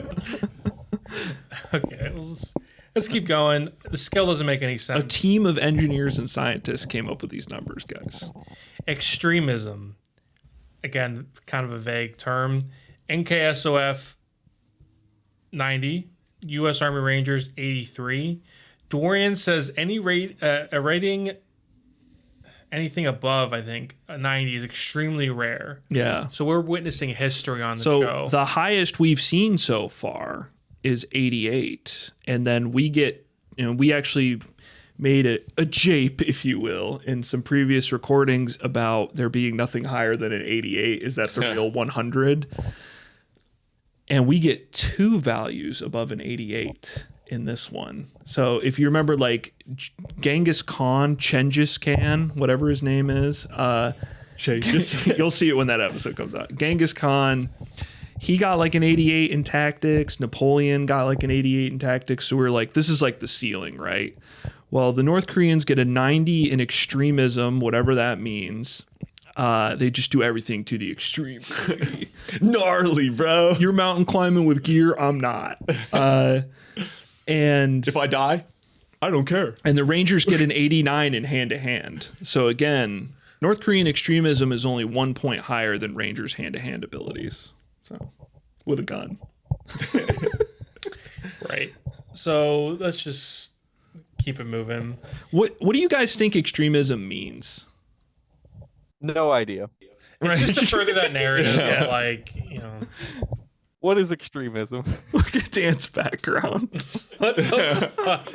I think it would be like more interesting for like more ideologically driven factions, like a for the Taliban episode, or like the not SS versus Viet Cong. Mm-hmm. That might have been more interesting for extremism. Like, who's more extreme? But like, what ideology are either of these 2 special operators pushing? Like, they're really extreme, and like I just don't get it. I've been thinking about this a lot, and I still have no idea how it could like play a part, like in code. Yeah, like how does, and I just always try to picture Rome Total War. That's my default for thinking about the sim. And that's like probably like a good frame of reference, honestly. Does it affect morale? Like, yeah, does they he have their will? Do units retreat on the battlefield? Is this also redundant with psychological warfare? Like your higher extremism, like less psychologically phased you get. Like I guess It's yeah. like fanaticism and ruse, Mike. yeah. All right, Craig, What's next? you want to move on to the next X Factor here? Yeah, next is operational experience. North Korea 78, Rangers 85. Kind of bullshit. United States have been around fighting on every continent in every situation imaginable, and North Korea, they even say, has never fought outside of the Korean Peninsula. And that's like high for them, but it's not a big deal. But they say the battle is specifically on the Korean Peninsula. Well, then how can you give them that X factor and terrain familiar? Right. Which spoilers. I don't know. I don't think they have that much operational experience. I think they're it's like a just, newer formed country too. It's just to reflect that the Rangers have done missions everywhere around the world, I think, whereas the North Koreans, even though they're the bad guys, they don't go to war in other places. So yeah, not a big deal, but yeah. And dipping into the next one, terrain familiarity, NKSOF 88, Rangers 78. I mean, I give up trying to make sense of like these ranges. I feel like why are we fighting in North Korea? Like, isn't this supposed to be like a mutual wouldn't battleground? it be in South Korea? I feel like my terrain familiarity with driving to like Greensburg without a map is like at 78. Like what does that mean in practice of a sim? Yeah. And one thing we haven't really brought up is that this is the one sim where multiple factors. We're not talking about Pluto. We're not talking about inside a volcano. It's just North Korea, which I almost applaud them for having something. We still see on Robert Daly's computer when he's cycling through the terrain. It's the same graphic. It's, indoor, city street, volcano, jungle. But yeah, you are right, Lucas. Typically the claim is that they fight on a variety of terrains. However, I think we determined, number one, sim's not real. Number two, if it is, they're just fighting on like a neutral ground. Max said with his sim that he was just told to ignore things like terrain. And I think it's really funny that they have to buff the North Koreans so that they can create this narrative where like we're an American show. I cannot picture a fucking universe where the North Koreans win on this fucking episode. What they try to do, they try to compare it to Vietnam very often, like U.S. going into an unfamiliar territory and kind of getting like, oh, maybe they could get beat back. As if a 5-on-5 has anything to do with like a full-scale war. I think it's really funny that they have to buff the North Koreans so they can create this narrative where it's like, well, the Rangers, the good guys won, but it was really close. They gave them a real run for their money. Also, just for funsies, I know we're running long here, but just for funsies, guys, what do you guys think Joan of Arc's operational experience was in the sim? What stat do you think they gave her? 94. A 90. How can you have terrain familiarity in other sims if it's always changing? Also, is terrain familiarity just for, do you get a bonus when your terrain comes around? Or you know what? I think we're fucking dumb. The hundreds of X Factors in this episode, they change every episode. So the next episode also has hundreds of X Factors that are totally different than the ones in the last one. Right. So we're just stupid. Obviously, it's that advanced. Between Craig, 1 and that would make the show inconsistent. But guys, between 1 and 100, what do you think George Washington's extremism was in the sim? What do you think they plugged in? Well, he owns slaves, so that bumps up to 75 at least. He's in Hamilton. Did he care? Yeah. Does Robert Daly think he really cared? For the record, just so everyone can understand what that's from, we went to school with a kid who is kind of really obnoxious and had almost like a droopy face, and he liked to tell everyone that he didn't care. He wanted you to know that. Yeah, he insisted. It's not funny explaining it, but I promise you that it's. I just wanted to give some context to it. Yeah. So. Craig, right, I'm ready. I'm ready to put in like a tangent counter every time we go off topic. God, because there's fucking 5 of us idiots in this episode. Well, 6. So I'm ready for the reenactment. Okay. I'm on the edge of my seat. I don't know who wins. Right. Well, also hand to hand, real brief. We talked about it a lot. Oh, yeah. North Korea 81, Rangers 89. It's mentioned at the end of the episode. Okay, Sim. Yeah, who's gonna win? It's close. In America. It might be the first tie. Might be damn close. Oh boy. What if they gave it 50-50? How funny would that be? They basically do, but I'm ready for the reenactment. Oh boy. It's once again time to step back in the almighty season 3 sim, which I'm kind of starting to despise. We got a bunch of bullshit loaded up for this one. I'm your grand sim master, Lucas. I'm going to lead you through this battlefield on the Korean Peninsula, where 5 U.S. Army Rangers will be taking on 5 North Korean Special Forces guys. So if everyone's ready, turn on your night vision goggles and get ready to be tactical. Let's as we do hit this. our enter buttons. We open up on some Rangers patrolling through the Korean forest. Gotta throw in some hand signals so you know they're all tactical and shit.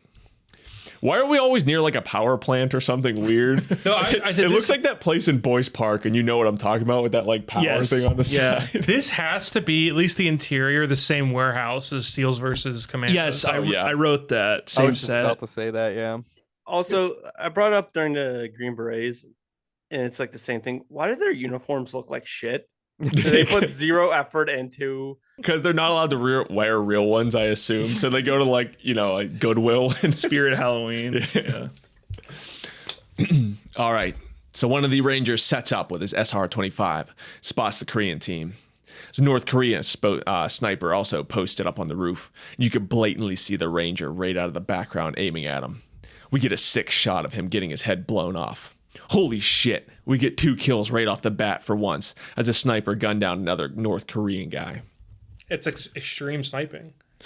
Yep. Rangers start to move in as another North Korean guy crawls over and picks up the sniper. One of the Rangers gives a head nod, so you know he's about to step on a fucking landmine. He takes a couple steps forward and steps on a fucking landmine. And we get a not offensive at all shot of him with just his leg blown up, still alive. Very tasteful. North Korean team opens fire as the combat medic rushes in. We get he gets shot, and we get another horrible, distasteful shot of the soldier just lying on the ground in agony with his leg blown up. Because that happens all the time in real life on the battlefield.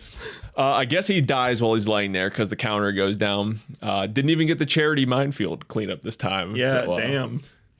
We continue having a shit ton of back and forth fire between 2 teams, with the Rangers on the edge of the forest and the North Koreans on the rooftop. The North Koreans then give up their superior rooftop position to run inside for some reason, and the Rangers follow them in.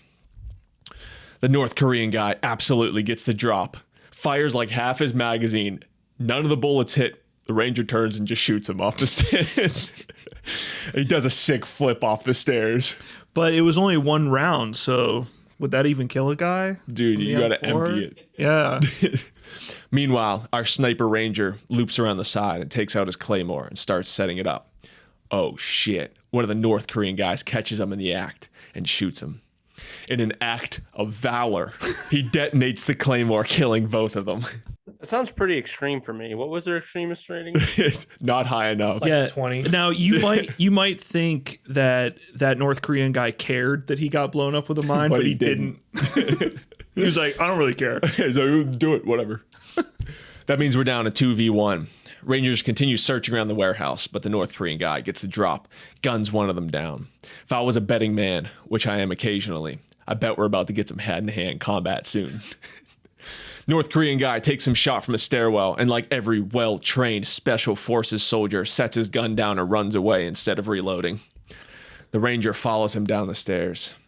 The North Korean guy hides in the shadows and gets the drop on the Ranger with his Hapkido Taekwondo mixture of moves. You know we had to get some kicks in there as he catches the Ranger right on the face. He goes on the Ranger, but gets flipped over and does this sick upward kick thing right into the Ranger's face again, and he goes down. If only he reloaded his gun and didn't leave it a mile away up the stairs, he might have won right here. but instead the Ranger does a headbutt and like an awkward shoe kick thing. It's like the most fake foot stomp you've ever seen. He clearly steps on the ground like by the guy's foot. Well, what's he do next? He fires a couple bullets right through the North Korean guy to win the fight. World War III is over. They showed the North Korean guy with the worst, like most fake CGI blood spattered on him. It's just so cheap and awful. Winner, the Rangers and America. Rangers lead the way. So keep tabs, Kim Jong-un. We had an advanced simulator, and if you start that war, America's going to win. So Very slimly, though. right, they're very slim. With claymores alone. Right. Mike, were you going to say something? I just gonna say like the going back to Matt's theming this off of like the Force Awakens instead of the Spetsnaz, we get the Rangers lead the way. Yeah. But it's such a lethargic Rangers lead the way. Rangers lead the way. It's like, oh, that was. We also get like a random battle Rangers scream lead on the the results. Yeah. Rangers lead the way. Oh, that's like looking at the camera and being like, "My name's Ray Skywalker." It's like all my squad mates are dead. Rangers lead the way. Yeah, right. It's like, yeah. I'd be really sad right now if I didn't have such a high extremism factor. Probably the funniest part of that reenactment is when that North Korean runs out of ammo and gently sets his gun down on the stairs and then runs a mile away from it. Like, Did they why would tell you him, like, ever be careful with these props? Yeah, exactly. Like, I know like it's empty, but like, would you ever leave your gun there for the enemy to pick up? Like, what if that guy scavenged rounds? Like, and you wouldn't just gently set it down. Like, you'd toss it or fucking something. chuck that thing, run for your life. But I guess I'm speaking as a person who would care. That NKSF guy would not doesn't care. Yeah. So we got the results. And believe it or not, this is the closest matchup in Deadliest Warrior history. Fuck off with these bullshit results. So this actually is, I will say, they say it every episode, and it's a meme like this is one of our closest. This is, even when you look at the season 1 and 2 stats, it's hard to judge because this is 10,000 battles versus 1,000 kills, however you want to translate that. Maybe you just look at the percentage. But just looking at the percentage, which is what I did, this is the closest match. So I have some stuff to say about that, but we'll wait till final thoughts here. Okay. So the kill total, it's 2,496 to 2,504. So a difference of less than 10? Yeah, I think it's eight battles. Yeah. 8 battles, yeah. Which is insane. So 49.92 to 50.08 for those math heads. Doubt. Weapon effectiveness, I took a picture. I didn't feel like typing it. Press X to doubt. I noticed that. That's cool. Yeah, I like that. I was like, I'm not doing this. Yeah. It was late at night. So North Korean weapon effectiveness, the PSL to the SR-25, SR-25, 55% to 45%, SR1 out. AKM versus M4, AKM won up 55% to 45%. Same exact thing, but flipped. Didn't even try. Coincidence? Yeah, and the Claymore and the box mine, Claymore vastly outperformed 72% to box mine 28%. Does that make any sense with the total kill, like total battles won result? When the Claymore out, the first two are equal. So and the last one, the Claymore won by a large margin. Here's the bullshit though that you learn. So we're going to be recording the Teddy Roosevelt episode here soon. Yeah, and in like a week. Yeah, right. In 1 week from today. Pay no mind if we all have the same shirt on. That in that episode, the Gatling gun, they show the machine guns, and even though that's closer than some of the other weapons, it shows that those weapons got way more kills in particular, which just renders all of this shit completely like illegible. Like, so I'm assuming, Lucas, what someone on the show, the line someone would give you is that most of the kills took place with the assault rifles. Yeah, there had to be like 10 battles decided by explosives. Then. Yeah, that even though the Claymore was very much out stacked, of 5,000 battles, it didn't get nearly as many kills as like the rifles did. Yeah. Because you're right. with the Rangers outperforming in 2 categories, plus one of those categories being like an absolute fucking landslide, the vast majority of the kills would have to come at the mid-range in order for this result to occur. Yeah. Well, I mean, yeah, they're dead even on the first 2. Mm-hmm. And we don't even get to see the effectiveness of their hand-to-hand combat style. Yeah, that's kind of weird. It's not included, you know? Well, the Rangers is looped in with the M4. Oh, yeah. Yeah, so that's it in terms of we'll save maybe final thoughts in terms of who would win, but that's the sim.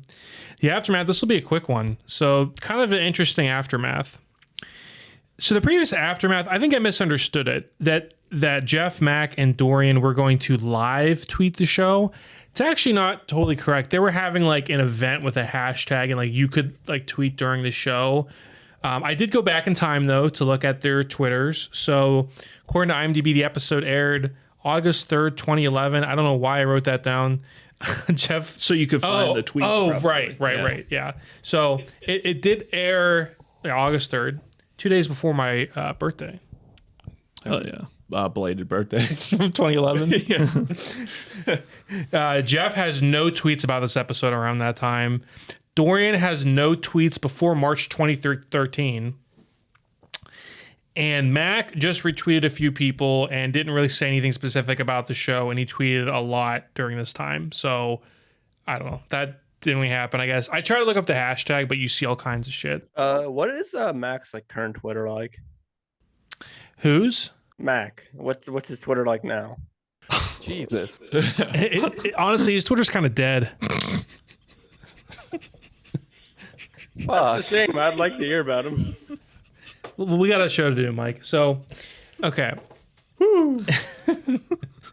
Now, interestingly, this show or the aftermath. I'm broadcasting from North Korea right now, and that was dark. Yeah. The aftermath has no footage. So if you look up the episodes like on Amazon or Vudu or whatever, this is skipped over. I think because they considered it something different because it was live and not pre-recorded. So there's no footage of it that I could find. It's like lost media. However, there is a recap listed on the Deadliest Warrior Wiki. So this also might be another first where the Deadliest Warrior Wiki came in handy, unironically.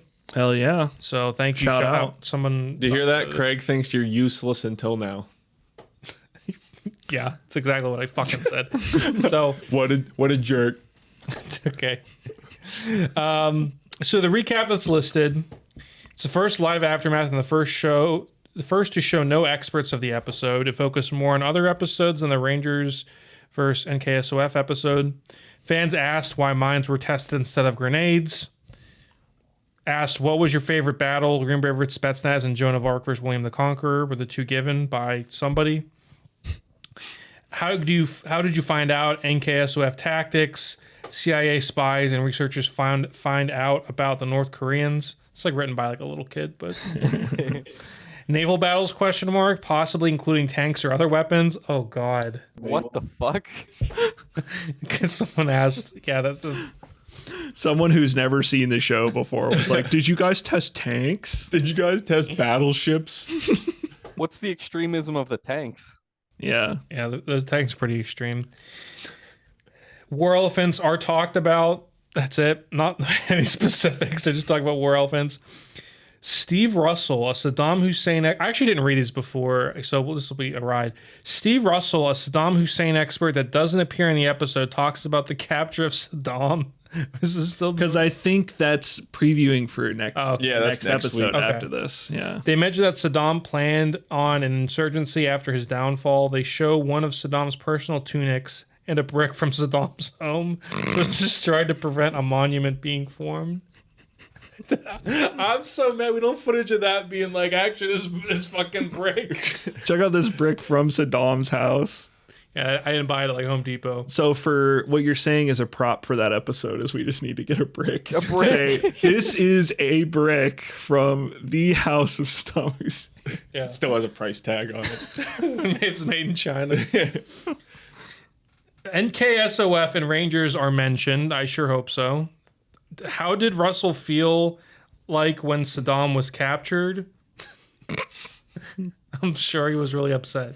How was it like mentally searching for Saddam? Was he like warging? Like, so this live show sounded like just a big commercial for Like next it week's sucked. episode. yeah. And then finally, I know you guys all expected this. Deus Ex Human Revolution is talked about. That's the last note. So they didn't even talk about this episode like at all. Nice. Well, it says they were mentioned. No, nice. Oh, damn, that's old. Yeah, so that's it. Shout out. I mean, we're poking fun of that 8-year-old that wrote that, but thank you, because we would have no other documentation of what happened. Yeah, you're like a fucking modern day Herodotus. Like, Yeah, who would know that this would be impossible? we wouldn't to know find? this stuff If, even right if anybody somehow knows where to find this aftermath, please, I need to see the brick footage. Please tell us where to find it. Also, if anyone has a copy of Pool Party, I need to see that. Please send it to our P.O. box that we don't have yet. Straight up, funny as shit. What if that's the live version of this episode is the one thing not available here, but it's the only episode you can watch in North Korea. But they edit it so like the ending's different. Yeah. And the glorious North Korean troops win in a landslide. 500 to nothing. I can guarantee you there was probably like a show like Deadliest Warrior in North Korea where it's like every week is North Korea versus someone else. Oh, we win again. And that's different from how we do it on this show. Yeah. Kim Il Sung versus Jesus. If you look at like the satellite maps at night, South Korea is all lit up, and then North Korea is just dark. Oh, where do you think this natural light's coming from? Oh, okay. All right. You guys ready for final thoughts? Let's wrap this bad boy up. Yeah. Pool party. Bring your own protection. Well, we'll save, Mike, if you change your background, I'll let you have the final thought since you are the expert. What's wrong with my background? I just want you to change There's it. going to be like a censor bar there so it comes out.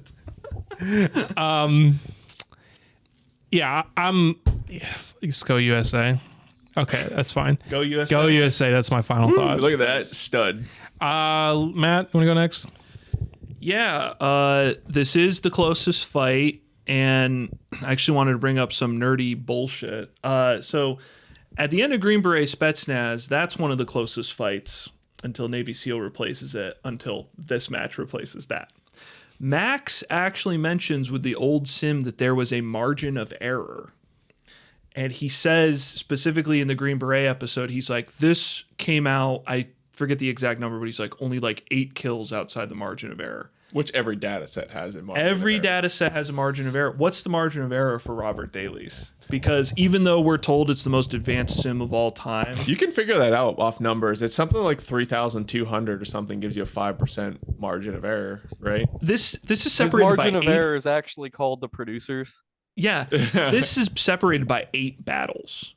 So within the margin of error, this is statistically just a tie. Like to even say it has a winner is just incorrect. I know they run it 10,000 times supposedly, but if it's within the margin of error, like if you ran it 20,000 times, the North Koreans might come out on top. Well, the thing is, the margin of error is the same as his career as a Green Beret. That Right. is to say it doesn't exist. Right, and that it doesn't exist. They didn't actually do a sim. I do agree with you, Mike. So I would say this episode doesn't hold up against Green Beret versus Spetsnaz. I think I've made that clear with the Force Awakens versus New Hope thing. But it is way more memorable and fun than the Navy SEAL episode. It's a good bit of American propaganda fun, and the good guys win in the end, baby.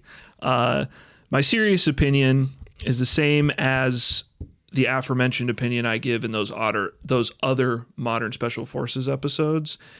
I think it really depends on the situation and the individual. You know, in an actual war, the NKSOF are most likely acting as guerrilla fighters rather than like shock troops throughout the duration of the war. So in a 5-on-5, I give it to the Rangers because they got better tech and better training on average, but I don't really know how relevant saying like they won by 8 battles. It's completely irrelevant except for just feeling good about yourself, and that's why I watched the show the way I do, because it was a lot of fun. So I was glad to have a good antagonist and a good protagonist once again. Good WWE episode, 10 out of 10. So. All right, Lucas? Yeah. Yeah, I mean, I'm not mad at like the individual weapon matchups or anything. I think the results are a little bit BS, but Korea should have won. No. I think Lucas is taking the Lieutenant Colonel John Locke opinion, where ass whipping. it would have been an ass whip. Well, let me tell you about that, because I have to get my little shot in here. I guess they should have put them against the Marine Corps, because the Marine Corps would have won 5,000-0. Any thoughts on that, Mike? That's my final thought. Okay. Mike's saving it for his final thoughts. Yeah. Brendan, yes or no? Shrug your shoulders. Okay. Dan? Yeah, why not? 3 things. So, One, Dan, try to give us your honest opinion. I know that you are in the room right now with. Yeah, guys, am I good? I know I don't think so. Your opinion might be a little biased here. Yeah. For one, this is more of an opinion question. When you guys watched this, did it go really fucking fast? Yes. Yeah. It felt like when I watched it again for the first time, it was like I blinked and it was over. I think because a duration of the episode is taken up by those live intercuts, which apparently were just advertisements for the next episode. So. Yeah. Yeah, it felt like it was light speed. Like we were doing the M4 test and then bam, sim time. I agree, Dan. It felt very fast paced for a 1 hour time slot. My second thing is I also enjoy my propaganda. Yes. That was definitely the cathartic release from this episode. And my final thought, Mike, what is your personal army extremism score? 0. 0. Mike's like, do I say I'm extreme but extremist, or do I say I'm a little baby that's 0 on extreme to be nice? I'm extreme for all the good stuff. Yeah. Mike, Leave I it at that. encourage you to tell the truth. Or else. But that's all I got. It was a fun episode at face value. Okay, Mike, let's close us out. Yeah. Same thoughts as Lucas. Should have been a larger score differential. You know, Rangers have better technology, more combat experience, blah, blah, blah, blah, blah. It's a show. They're supposed to make it entertaining. On that note, it's Green Beret versus Spetsnaz is a lot more fun, but this tries to make it a little bit more even, which is cool. Like how the tests are the same that each side's doing. But yeah, it was fun. I don't agree with the final score, but the good guys won. And yeah, Rangers are out there leading the way. We heard it here, folks. Well, we finally made it to the end of the road, and this is our last big modern matchup, really. It is. Yeah. This is like when your mom's like, you're like, can we stop and get Green Beret versus Spetsnaz? And she's like, we got Green Beret versus Spetsnaz at home. We have Rangers versus North Koreans at home. Yeah. Yeah. Well, thank you everybody for watching. It was a fun episode. Thank you guys for joining us. I'm hoping that we'll have you back in the next few minutes for Teddy Roosevelt. Can we count on that? Maybe. Maybe? Okay. All right. Well, thank you guys for watching. Tune in next time for another exciting episode of the Deadliest Warrior podcast. Stay deadly. Stay deadly. Stay deadly.